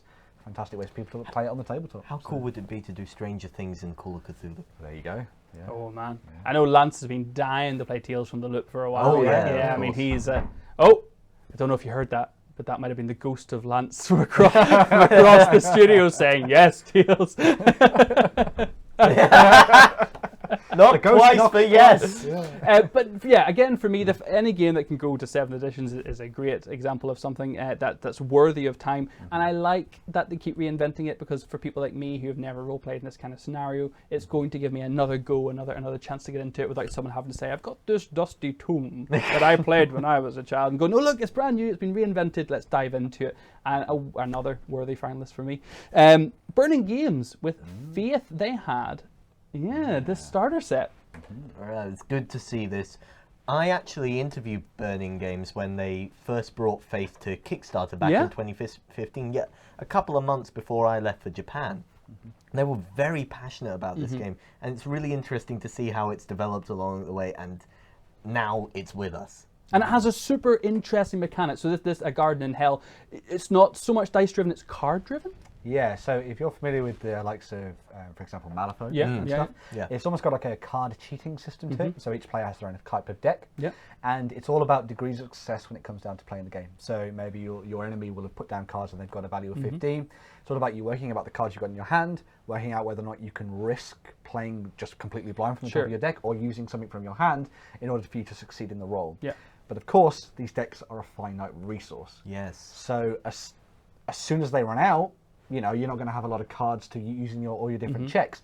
So maybe you don't want to avoid that shot from that lowly grunt and just take the wound. Yeah. And then maybe use your cards that are a little bit better to take on the boss further on the line. It's a mechanic style I really like, as it does add an extra element of maybe strategy to it over just a random dice roll. Yeah, there's an element of decision making there. There's a sense of player agency that maybe you wouldn't necessarily get with a lot of other systems. Player agency, So, It's a nice way to say, for this particular action, I'm going to exert myself a little bit more to try and ensure something happens, because it means a lot to me. Because sometimes you say something to your DM that you're just jokingly saying, "Okay, I'm going to kiss the orc and try and steal his coin purse," and you're kind of joking. But in this case, you could put down a really strong card, just be like, "I really want to make it happen. You know?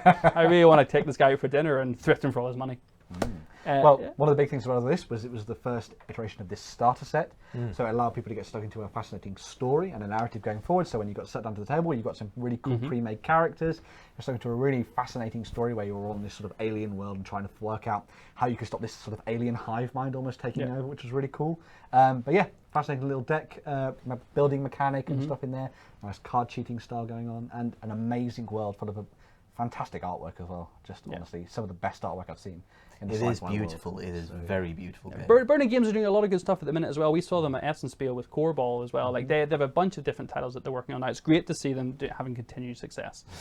So our final finalist then for best role playing game, Ben, who have we got? So yes, finally we've got Cubicle 7 Entertainment and Adventures in Middle-earth. So this is where we can all leave Ben to indulge in his happy place. Well, I've got my Hobbit with me. Oh yes. So it's all good. Hobbit and Dwarf off on an adventure. So yeah. Well, that's the thing. I'm actually playing this game at the moment. Oh wow! really? Yeah, I'm in a regular group. We meet maybe once a month, and we've been playing through this. And of course, I am playing a halfling burglar. Okay, yeah. Because as you should. that is my happy place. I started D&D as a halfling burglar. I'm dying as a halfling burglar. Oh no! Yeah, but now I invented the character for Lord of the Rings, and now I'm finally able to play in that setting. That's awesome. Yeah, it's a lot of fun, and I especially like the attention to the journey aspect, because that's the big thing about this introduction to D&D rules. They make a big part of it the journey, the questing element of the Fellowship, and that's something I haven't really come across before. You have to work out with your party who's going to have what task and what roles. Oh, okay. I'm usually the scout, and I also have cartographers equipment, so I'm mapping out our journey as we go. That's really cool. So you are forming a party to work together. It's not just, I've got a skill in nature, I'll assess this tree. Before you actually go on your quest and your journey, you're saying, we need a burglar, we need a wizard, we need a burly warrior. Basically, we're all trying to make up for our dwarf's failings. Whoa! No offense. Hold on a second. We can't have dwarves failing. Oh my god. Well, no, he's great when the enemy turn up. We just throw him at them, and that's that sorted. Yeah. But again, this is one of these fascinating sort of things that happen with D&D 5th edition. We're seeing a lot of these companies being able to access the source material and do these really nice adventure books that are sort of taking in other settings, and as you say, bringing Middle-earth to the tabletop in a really fascinating way with this role-playing game. One of the other things I really liked about it as well is the way that there's no... Because obviously people in Middle-earth are very much either good or evil, but there's almost this aspect of the shades and the shadows and how that ties into things in There's the game. almost an element of corruption to it, which is, of course, a big part of Lord of the Rings with the ring. And that, of course, is why I play a burglar, because less shadow corruption when I steal. Oh dear, I see your mechanical benefits. I'm going to cut away from these two before they start role-playing right in front of us. The chat have realised that Ben got triggered and then we've tangented on a role-playing hobbit hole. That We're going to LARP right here, man. I'm in a dwarven tomb. I must work my way through. This is no mine. This is a hobbit hole, sir. So Not a let's dirty, quickly smelly recap hole. our last 5 finalists for Best RPG before these two go nuts. Best Role-Playing Game. Cubicle 7 Entertainment, Adventures in Middle-earth. Lumplay Games, Apocalypse World, 2nd edition. Chaosium, Call of Cthulhu, 7th edition. Burning Games, Faith, A Garden in Hell. John Wick presents 7th Sea.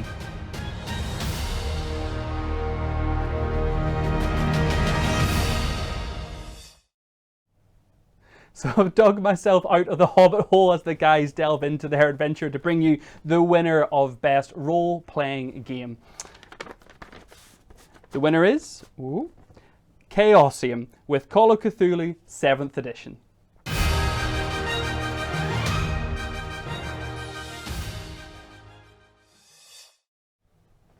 You know what this means now, guys? I've got to buy the new edition. Yeah. I think as the chat were pointing out, this is a game that has been around for many, many, many years, but this was a brand new edition of the game, which meant it was eligible for this category. And I do think, genuinely, a game that's been supported for this long and constantly re-innovated and ensuring their community feedback's taken on board to keep it fresh, it's well worthy of being a winner here. Yeah, definitely. Cool. All right. Well, look, we're going to cut back to the guys in the green room to see what they're up to. The plonk was looking very, very low when we left. I hope they've saved us some. So what are you guys up to in there? Wake up, viewers. You're half asleep. But the hundreds of you that are left, you've made it over the hump. We're getting ready to do the mini war games now. Yes. I'm happy. Okay, so it's still active on the chat. We are down to our last 2 categories. Myself, Justin, and Ben are going to go in and talk wargaming. So if you've been lying back having a bit of a doze, it's time to wake up because the big 2 prizes are being given out now. Mm-hmm. Right. Remember, you can interact with us for whatever time we've got left now. Get stuck in onto the chat. Chat is active on Twitch, it's active on YouTube, and it's active over on beastsofwar.com. And finally, tweet us a picture of yourself. Oh yeah, tweet us a picture of yourself. Send it to BOW Awards on Twitter. And if it's you in your wedding suit, it'll work perfectly in that thread. If it's in your birthday suit, you will probably have your Twitter account banned. Wouldn't advise that. Wouldn't advise that. Right, it's time to hand over to the cultists. Get this mic. All the cake is gone, all Sorry, the cake Dad. is gone. Ben was telling me not to be greedy earlier on in the show, and I told him he was a few years too late. I could have done with that advice a bit earlier. We have been introducing Ben to the delights of the cake called the 15. Now, is it true that the 15 came from the remnants of 15 other cakes, the leftovers, all those cherries and coconuts are just the baker's sawdust that they brought together to make the 15? That's what I like to believe. Shat it into a big pan, stuck it in the oven, and out it came. I hate them. I think 15's are horrible. I'm an apple turnover man. Well, yeah, I would say I'm big into apple pies and stuff like that there, but a 15 ain't bad. Ain't bad at all. Right. Did you save us any plunk? Absolutely not. Lazy Boys, or is it Lazy Boy? I've forgotten who sent me the plunk. Hazy Boy? Hazy Boy. His plunk is going up next. So, right, who am I going to pass this to? I'll pass it to John. Pass it to John. He loves being on the annual awards, don't you, John? Here you go, mate. I'll take the mic. Yeah, okay. I will pass it on immediately to someone else. This is it. We're on to the final stretch. We're on to award 12, which is going to be Best Miniatures Game Expansion, and then the big one, the one of the night, which I think most of us here have been kind of building up to. It is going to be Best Miniatures Game as award number 13. I am deadly excited. I don't know who's going to win that one. That one for me has so many potential winners. That's so many favourites. So many favourites. I don't want to cause a chat, a fight. Oh, no, this can only be bad news that Lance is coming in to say hello. Bad news for the community, but it's good news for my friend over here. Waterworld is brilliant. Yes! Where do we stand on Waterworld in here? Sam, Lance, and I. Favourite film. Your favourite? Really? Yes. Okay, no, I'm not going to go far. So Lance just said Waterworld is his favourite film. John? The problem I have with Waterworld is that it's trying to be Mad Max, but it's clearly rained too much. Tom? Yeah, it has been a while since I watched it, and I need to watch it again too. Right. Oh, He's getting splinters from sitting on the fences, our Tom. Beast of War movie night. Waterworld followed by Labyrinth. No. Whoa, that's a 1-2 combo. The one thing I can say about Waterworld is they make so much fuss over paper. We got paper, and yet they smoke it. Wait, cigarettes are made of paper, Lance? What? Yeah, the smokers just smoke everything, but everyone else in the entire globe is like, paper! Have you ever seen paper like this before? Colin, where do you stand on Waterworld, buddy? I have to say, I'm a Waterworld fan. That's it. Yep. What is the consistency community aside, saying? I like Waterworld is pretty good. I think Waterworld might be a win in the Beast of War community, actually. I'm going to say Mad Max is better. Oh, it is. I don't think. Yeah. Well, it's your favorite movie, Lance. Really, your favorite movie is Waterworld. Yes. Yes. Yes. Not Die Hard. What's your favorite Christmas movie? Die Hard. It's coming up to that time of year. It's the one with Die Hard. It's the Santa Claus. It's the Die The Hard. original one. Who's like, for free. Lauren knows what I'm talking about, but it's that one. Sam, what's your favorite Christmas movie? Oh, Lethal Weapon 1. Wow, Lethal Weapon 1's a Christmas movie? It is. Aye. Tom. Well, Gremlins. Gremlins. Whoa. That's actually a good shout. That's actually a really good shout. I never would have thought. I'm a Home Alone guy. Home Alone's I just love the thought of rocking around the Christmas tree, no one in the house. Committing attempted murder. Yeah, but killing people with micro machines is something that I can just adhere to on a real. Seen the video of Home Alone with blood. No, but I would watch that. Someone has edited in Home Alone with blood, and it's brilliant. I've seen that. That I've sounds seen that. It's fantastic. quite good. Nightmare Before Christmas. I don't know. Nightmare Before Christmas to me always seems a Halloween movie. Yeah. Well, I don't know. It's kind of half and half though. Scrooged or Elf? Zulu. Zulu's an interesting one, actually.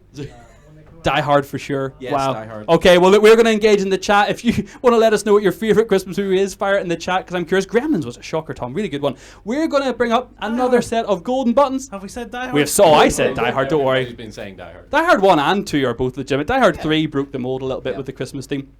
Well, look, we're going to show off some more of the wonderful golden buttons so you guys can see and pay homage to 2017's favourite community members as we do every week on The Weekender. And then we're going to pass you back for some more awards.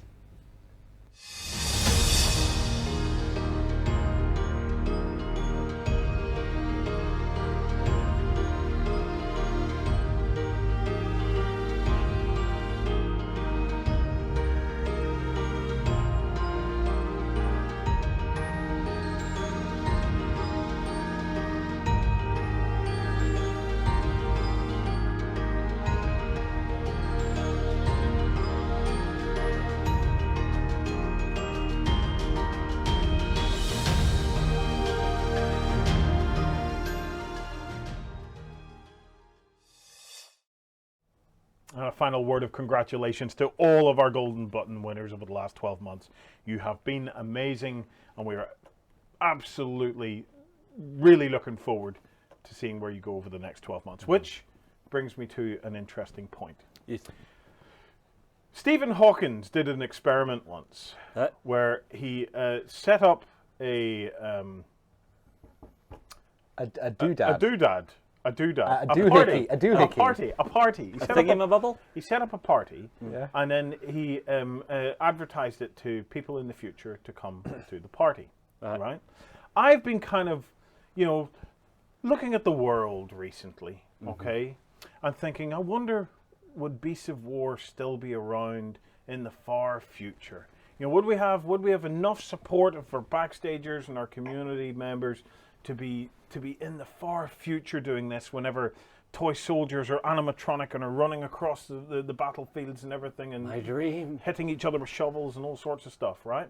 So I devised an experiment. Right. I thought to myself, with Elon Musk and all out there reinventing the world, time travel's bound to be happening at some point. Yeah. So I sent out invitations to Beasts of War crew in the future, telling them to get in touch for the annual awards. Oh, wow.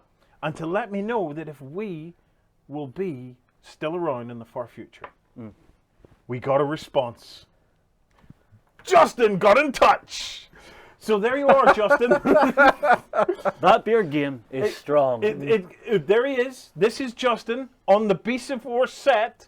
And he got back in touch. There, you look fine. You look sharp. Well, yeah. And he got back with the message saying, yes, Beast of War lasts until the end of 2018. So, whoa.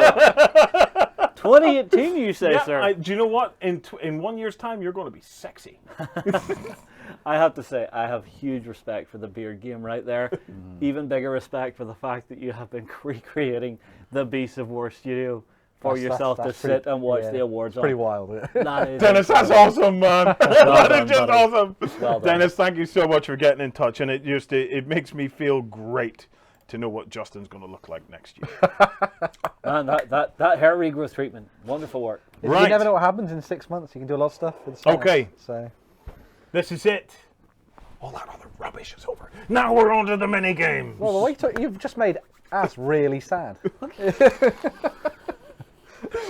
I can live with that. Big congratulations to anybody that's made it this far. Right. Whoa. I love all that other stuff too. Good. But good. I particularly love this bit. This is where the heart is. Last 2 awards of the night are for around the miniatures games, okay? So first up, we have Best Miniatures Game Expansion of 2016. This award is for expansions which add to an existing game. You might say expand them, and are often not usable without the copy of the existing game, because they expand upon it. No duh. New editions of the games are not eligible for this award. Right. Yep. Let's see who our finalists were. Best Miniatures Game Expansion. Corvus Belli Infinity, Human Sphere, N3. Sharp Practice, Dawns and Departures. Age of Sigmar, General's Handbook. Frostgrave, Into the Breeding Pits. Star Wars Armada, The Corellian Conflict.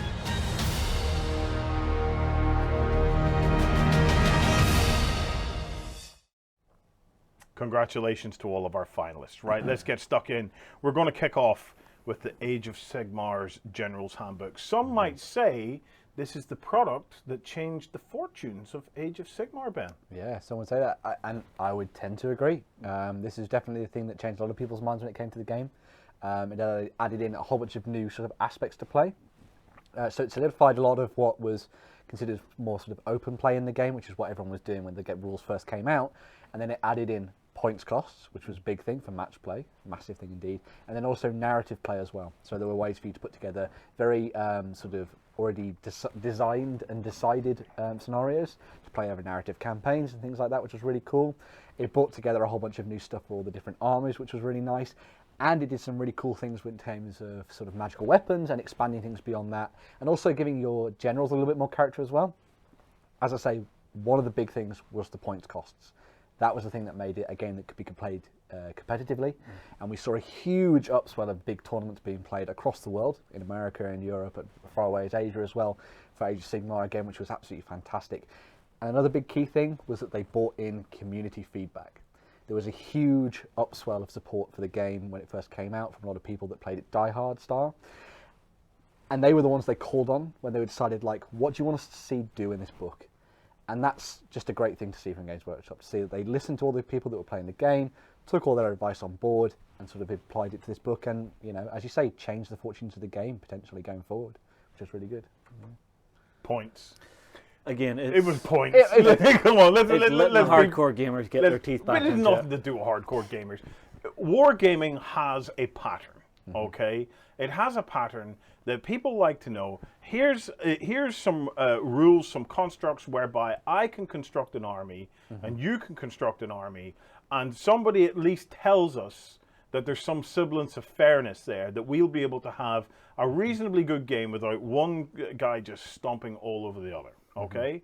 Now, I will admit, whenever Age of Sigmar first came out and they said, "Oh, you just play with whatever you've got," I thought to myself, that's awesome. Because I was thinking, I'll get all my shit out and I will just put it all on it. Oh, this is going to be amazing. But it's not going to be amazing for the other guy. And it's certainly not going to be amazing for me whenever he's got more crap than I have and then he puts all his stuff on the table and I'm going, wow, hang on a second. So it really was, it might have been an experiment. It might have been a brain fart, but whatever it was the points, I think, that if there was any change was made at all, it was the point. As I say, it's one of the things Constructs. when they brought in those people from the community that have been playing the game at the die-hard level for tournaments and in sort of casual play in their stores that had come up with their own homebrew rules and asking them their ideas, that was one of the big things that was carried forward and people wanted to see. And Games Workshop listened and brought together a fantastic book that made a lot of people stop playing the game and start building up their forces, which was just fascinating to see. It's good to see that really nice response to something, I think. Yeah. And it was good. It was a trademark almost of a new version of Games Workshop at the time, which was really It did good signify to see. that. Yeah, it did start to signify that. So, Next up, we have Infinity Human Sphere N3 with an expansion of the Infinity universe. Yeah, so this took a lot of things that came out with the core rulebook and added to it and added a lot more stuff onto the top of that. So we had, I think it was a lot of support for the Toha and Aleph going forward, which was really cool. So it added a lot more to their sort of factions and built in a whole bunch of new special rules and new options for them. It meant that they could take a lot of the stuff that maybe had been left out from the old rules and sort of built on them as factions, but also added to the existing ones that people had seen in the main rulebook too. And, it was one of these fascinating things that, did a lot of stuff for the narrative and the storyline as well going forward, which was really good to see too. So, yeah, nice little book from the guys at Corvus Belli. And they know what they're doing when it comes to these books now. They have a good sort of handle on how things work. And, the sort of balancing of points costs and upgrades and abilities and stuff going forward. Yeah, I said that again. I'm going forward, guys. We never look back. Never look back. Okay, next up we had Star Wars Armada, the Corellian Conflict. Yeah, so this one was really nice to see because it was another one of these things that added a new aspect to the game. So Star Wars Armada was a huge release from the guys at Fantasy Flight Games. They had a fantastic sort of new fleet battle system being played on the tabletop, but this added a campaign aspect to the game, which was really cool. So what you did is you each played as different factions in the world of Star Wars, and it was all about moving around this map-based campaign, taking control of planets, and every game you played then had a significant sort of follow-up in the games you played after that. So maybe you took over a planet and you secured some resources. It meant that you'd have more options later on for building your ships or getting particular upgrades and things. So it enabled you to almost tell your own kinds of stories within the framework and narrative of Star Wars, which was really cool. This is something a lot of companies seem to be doing these days, is throwing in those legacy components to new games that are coming out. So it's nice to see. And I'll say, one of these really fantastic little packages that sort of you could take away with a bunch of friends, play as a gaming club, or play in your own house as well, and just have a really good time with it and be able to develop your own narratives and your own stories and be able to look back at it at the very end and say, these are all the planets I took over, these are the cool story I played out, and maybe even turn the tide and change how narrative worked in the world of Star Wars, which was always great to see. Okay, next up we had Dawns and Departures from Sharp Practice.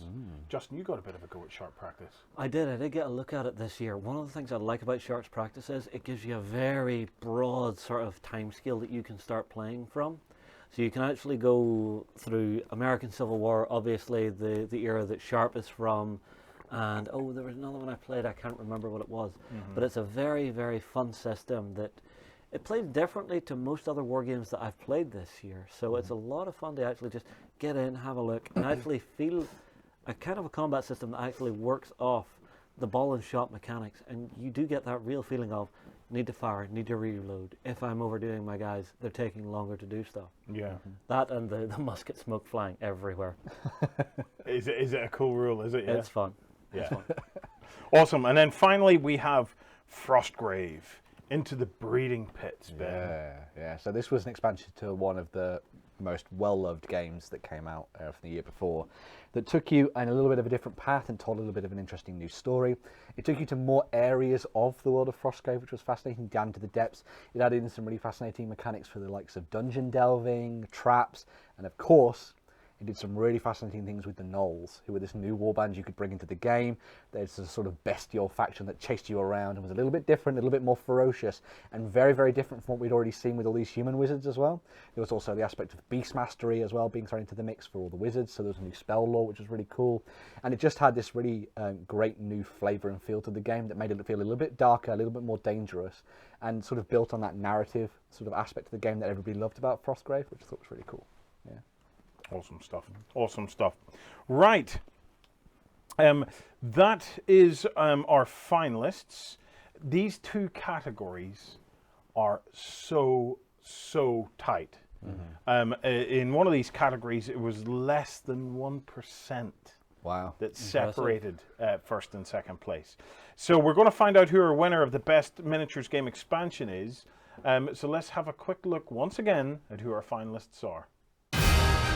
Best Miniatures Game Expansion. Corvus Belli Infinity, Human Sphere, N3. Sharp Practice, Dawns and Departures. Age of Sigmar, General's Handbook. Frostgrave, Into the Breeding Pits. Star Wars Armada, The Corellian Conflict.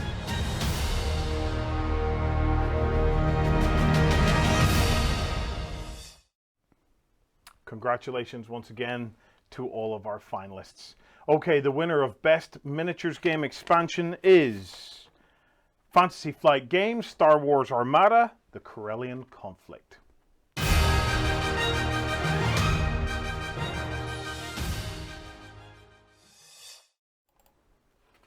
Congratulations to Fantasy Flight.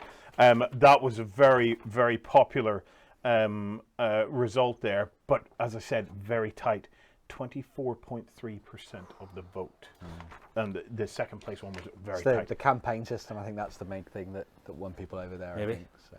This one though, Best Miniatures Game. This was it was like a hair was between first and second place on this one. Watching the graphs.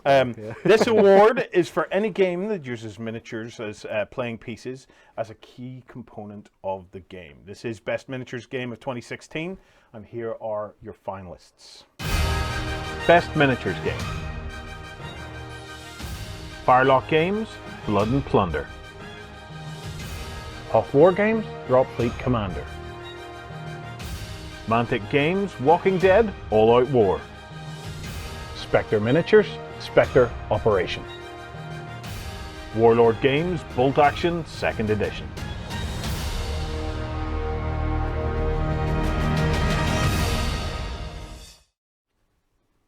Okay, congratulations to all of our finalists. Right, this is the big one I keep seeing coming up in the chat.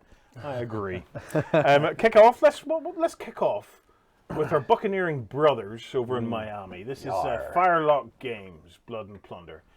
Just a flipping astonishing game. Absolutely loved this one, Justin. Yep, I had a lot of fun with these guys, having the ability to play from sea to sea battles, sea to land battles, land to land battles, and keeping it so self-contained with nice small skirmish warbands that look fantastic. One of the big things as well was the sort of the way the mechanics worked in terms of the cards. I think it was in that sort of activation system. Yeah, that was something that really stuck out to me when I was looking at some of the demo games you guys played. And stuff, yeah, the activations were very interesting because of, you know, it kind of, again, it's something that shows time happening in a game. If you activate a crap unit with a certain type of card, they'll get more actions. If you activate a great unit with the same one, they're maybe going to get less. So it's a real balancing act of what you want to activate and where. So really changing those threat assessments that you're going to play with through a game. And then the other big thing as well was the fact that it was them looking at pirates from a very historical sort of angle. That really it was taking these devastatingly horrible people and putting them in a proper historical setting and talking about them as crews, but not just the pirates, but also those privateers and all these larger than life characters. So one of the things we've talked about when we look at a lot of historical stuff now is that sometimes fact is much, much cooler than fiction, and definitely in the case of these guys, there these can pirates, be some really strange stories that come out of history. No, I couldn't agree more. And the ships. Oh god, those amazing resin ships. The ships just absolutely blew me away, and the fact that the rules allowed the on-land battles, the on-ship battles, the ship-to-ship battles, the ship-to-land battles. It was the fact that they had all the bases covered. Yeah, I'm not surprised that it's a game that's been growing from strength to strength. It really did capture me. Next up, we have Drop Fleet Commander, a big breakout success on Kickstarter that nearly broke the back of the fellas that created it. A game developed by Dave Lewis and Andy Chambers. And a very interesting game in many respects. Some might say the spiritual successor to Battlefleet Gothic, because Andy Chambers wanted to take some of the things that he didn't do in Battlefleet Gothic and start to take it into a brand new game. And I remember during the development of the game, them talking about, when you're in space, there is no real terrain. There is, things like ramming and stuff. That's not very realistic if you want to try and get a space battle going. So the whole threat mechanic that they came up for it, I found to be cool. very, very fascinating. Signatures and scans you're on about. Yes. Those two intersecting lines in space. Yeah. It was very interesting. It's that, and then the model range ultimately. Just took it to a whole other level. One of the big things was the fact that it wasn't necessarily just. Well, in fact, it wasn't out fights in the depths of space. These were fights that were happening above planets, and it really engaged that aspect of warfare that maybe you don't see a lot, and it tied it into the game of Drop Zone. So all the games you played in Drop Fleet could then lead into what you were playing on the tabletop, which was really cool with those 10mm scale armies as well. So the other nice thing that I always found was actually having clear objectives on the battlefield, getting troops down and onto planet side to score victory points and stuff, instead of let's just blow each other up. Makes for a lot more of an interesting game than just smashing and grinding each other into dust. It does. Yeah. It's a game though that in many respects, in my personal opinion, is crying out for a second edition. It's at that stage now where it's been through the grind enough for some of the more kind of quirky parts of the game to have come out of the woodwork. So I reckon that this is a game that that in a second edition of it could really, really streamline some of the aspects of it, because it can get a little bit messy at times as well. I suppose any game like this where you can get the chance to build massive space stations as well is of course. as we proved during our boot camp for it. So. Honestly, that was one of the best bits of fun I had this year. Was just having that big ass space station with the custom rules that Dave did for us, and just having a bunch of our boot campers fighting to take it down. Lots of fun. Loved it. Okay, next up, a personal favorite of mine, Walking Dead All Out War. For me, an absolute classic from Mantic. I mean, an absolute classic. Now, I know I have some bias here because this is the only boot camp I ever actually attend as a punter. But you did it in character as well, which is the big thing. So you better believe it. And it wasn't Elvis. But this game for me, I got to spend it with a load of my gaming buddies, like Rich Dean was there, Nakchak from the site was there. There was so many people that we've interacted with over the years, and what really just, it certainly excited me, and I got the impression it excited absolutely everybody, was the hackability of the game. It was the fact that the game was so nicely structured, so well made in many respects, that it was so easy for you to come up with these little twists on the rules, like Rick going down a zip line. And the fact that our terrain that we played with, we used the foreground terrain from the Homeland Apocalypse type range. The game just loves terrain, and terrain just loves the game. It's I'm feeling very philosophical about this one. No, agreed. Simply for the fact that whenever we played in the shopping mall, nasty, dirty tricks were played by everybody who played in that shopping mall. Good time was had by all, except for those who got bit. But it's one of those games again that really ties into things that I love about miniatures on the tabletop, and playing out narratively driven stories where you're playing as these gangs of human survivors, and the conflicts between humans and humans, but then there's these walkers in the midst of everything that are playing around with all the things you're doing. Maybe they're going to pop out of these loot piles that you're looking around and stuff, and it breeds amazing cinematic moments on the tabletop. But it's also, every game has that little tapping point where you start out, everything's quiet, we're sneaking about, we're stealing loot. Oh wait, you have more loot than me. No, that can't happen. I need those cans of baked beans. I need those for me. It's like a race against time, which is fascinating to see on the tabletop. And again, an excellent all-round game. A nice thematic experience. Yeah, really enjoy that. Okay, next up we have Bolt Action 2nd Edition. Our World War II stuff is back. Yeah, well, I mean, like any game that's made it to its 2nd edition, this is where they're coming back, polishing everything up. The game has went through what I call the proper playtest for any game, because as soon as it's in the public's hands, that's when your real playtest begins, because everybody will be out there playing every possible permutation of your game, trying to figure out what works, what doesn't, and what they enjoy playing. Yeah. Do we know, is there any specifics about the game, Ben? A lot of the stuff was sort of refined. So they took a lot of things that are a little bit quirky in the first set of the rules and they sort of ironed them out. I know one of the big things was the way that explosives worked. Yes. They took it down to templates now. Instead of it being sort of the HE, just the dice hitting the units, they changed that up, which was really good. It meant that you had to think a little bit more about the tactics you were using when it came to maneuverability on the table. They also refined a lot of the sort of army lists, I think, as well. And they brought the Japanese into the fold, which was really great, as their own first starter army as well, which was really cool. One of the big key things I think that really excited everybody is the way that those order dice work. It's got that really nice sort of tension to it when you're playing the game, which I thought was really good. And obviously, you know, it's a big thing that came out of the first edition.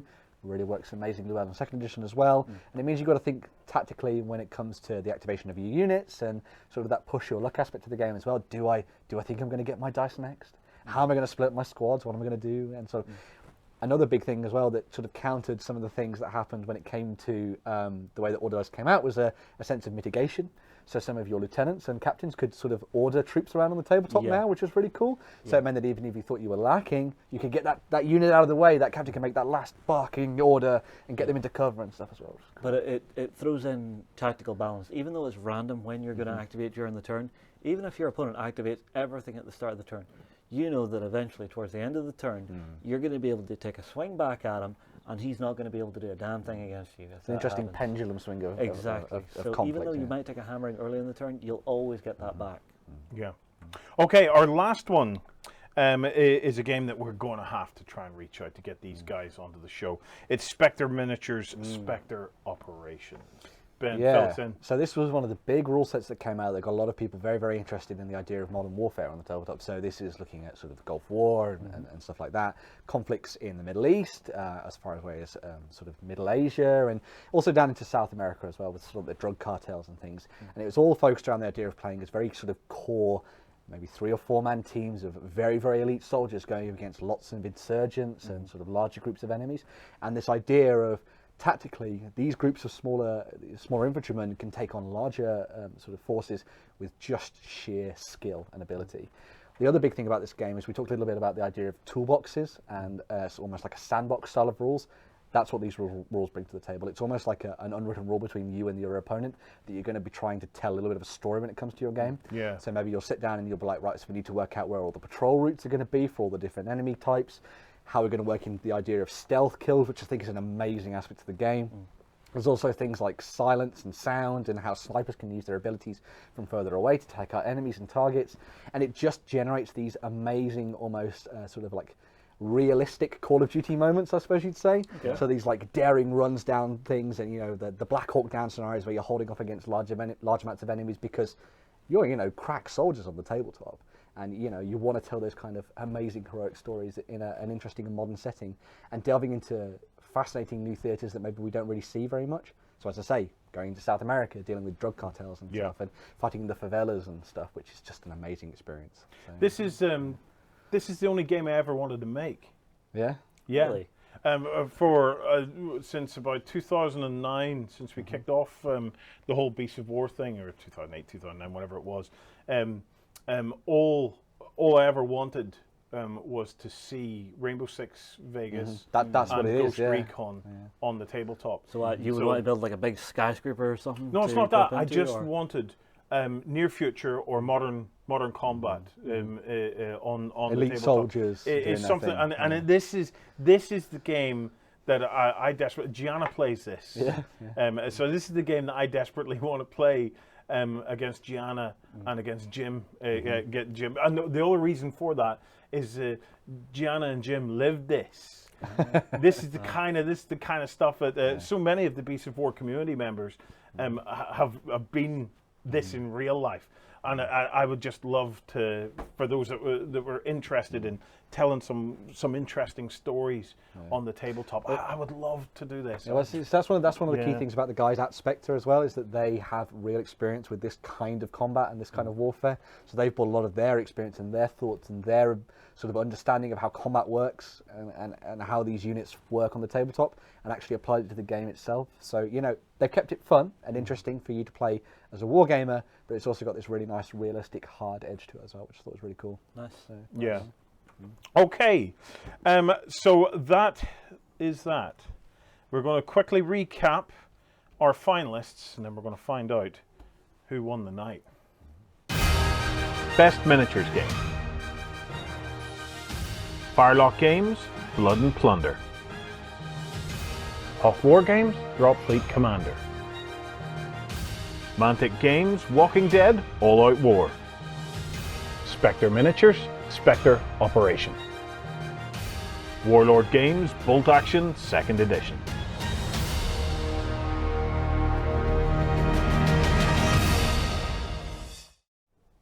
Okay, so that's it. This is our final award of the night.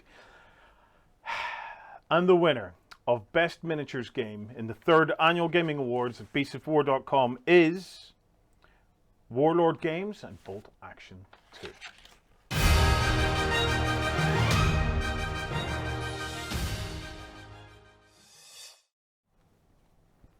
Congratulations, Warlord. Right, we have a message. We have a message from the Warlords themselves. Let's see what they had to say. Well, when they told me about this, I was amazed. I mean, it's just fantastic. Thank you so much for voting for Bolt Action. Thank you so much for voting for us. This has been, amazing. Like all designers, I am slightly worried whenever a 2nd edition of something that I write comes out, and you always worry about the community liking it or not. But the community has been splendid. So thank you so much to the community for voting for us. Thank you so much for the guys at Warlord, Rick Priestley, above all, but John Stallard, Paul Sawyer, the guys at Warlord that put me in the position of being able to win this prize and to bring this great product to the public. So thank you very much. I mean, it's great where we got to for the 2nd edition. It's good that we got to improve the game, make it even better. We managed to improve on perfection, I'd say.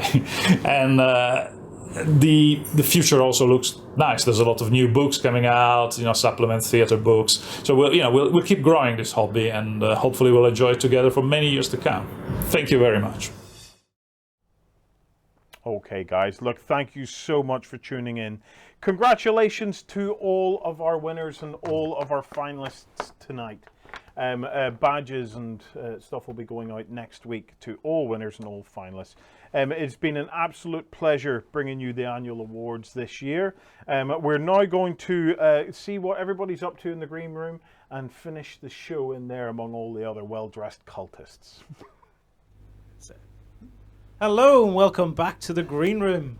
Oh, the show is almost over. Almost, but not quite. There's one very, very big prize that we cannot ignore. Yes, and I'm just noticing that the chat's going pretty chaotic now at the moment. Let us know what you thought. This was our first time doing a completely live award show, non-stop, 3.5, nearly coming on 4 hours now of non-stop Beasts of War. How have you guys found it dealing in this format, joining us in the green room? We're going to bring everybody in. Come and join us, everyone. How have you guys all found it? We've been loving reading the chat. That last award was a real nail biter. 30% of the vote was what went to Bolt Action to get that. What a tight category that was at the end. We loved reading through everyone's comments as we're going through as well. Our last prize of the night. Don't want to say it's the most important, but it comes from us. Can I just talk about that last award for a second, right? Because you've got to know how tight that was. Unbelievable. Because that was nearly stolen by a bunch of Miami Buccaneers. That one. It was that tight. It was seriously tight. But it's I see lots of chat asking about boot camps and stuff for next year. We have a lot of requests for that kind of thing for next year. We're working through them at the moment. Lance's fan club has just logged in. So we will be announcing more in the coming weeks about what plans are for events and stuff that'll be taking place here. Do we want to let everyone know what they'll be getting at the weekend as a little extra sneak peek of how Yes, so on Sunday, not tomorrow. I thought this was Saturday. No, tomorrow, it's Saturday now. It is Saturday now, yeah. Yeah, so on Sunday, instead of XLBS, Lance has made a little mini documentary about the behind the scenes, what's involved in it's quite massive and masculine. I'm on it. Epic saga. I'm on it. I'm talking. So it's but it's a behind the scenes of what's involved in putting together the awards show. And I would just like to take a moment to thank all of the team for all of their hard work, because it has been mammoth. And thanks once again to Annie, to Rob, and to Ben. for all their help, because it's a heck of a challenge putting together the awards. And just well done, everybody, for getting it streamed seamlessly tonight, thereabouts. We muted Ben's mic on purpose, by the way. Thanks Yeah. for making us unmute that. Boys did well. Just to make the segment go faster. I have a lot of really important things to say, and you need to have more moments to chillax, right? Don't cross the streams, Warren. We're double micing him, man. Yeah. Now you've dinosaurs to go plume.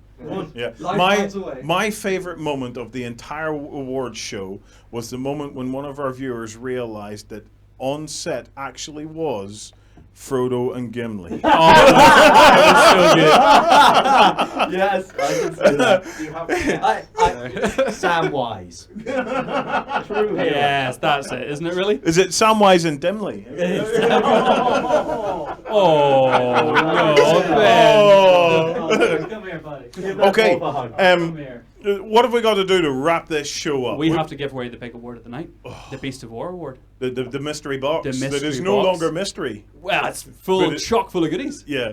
Right. Are you ready? I'm ready. You ready? I'm ready. You want to do it together? Will we send? You will know. Yeah. You have won this award. Now, because we've just emailed you. Check your emails right now. Email. You've just won. You've just won what the mystery box. If you go back to the very start of the show, 4 It'll take too hours long to ago. rhyme it off. Yeah. Congratulations. I think I have his name Yeah, here. we do, Congratulations, P. Pricey. Well played. You've just won yourself a bucket. P. Pricey, if you're in the chat, let us know right now. It would be amazing. Whenever you get that box of stuff, you're going to have to fill us in on what you get on with it. Send us some pictures of what you're going to do.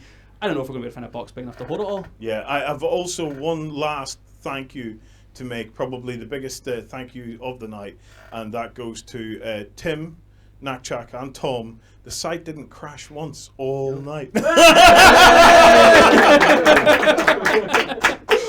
I have been transiting and reading out of my ears.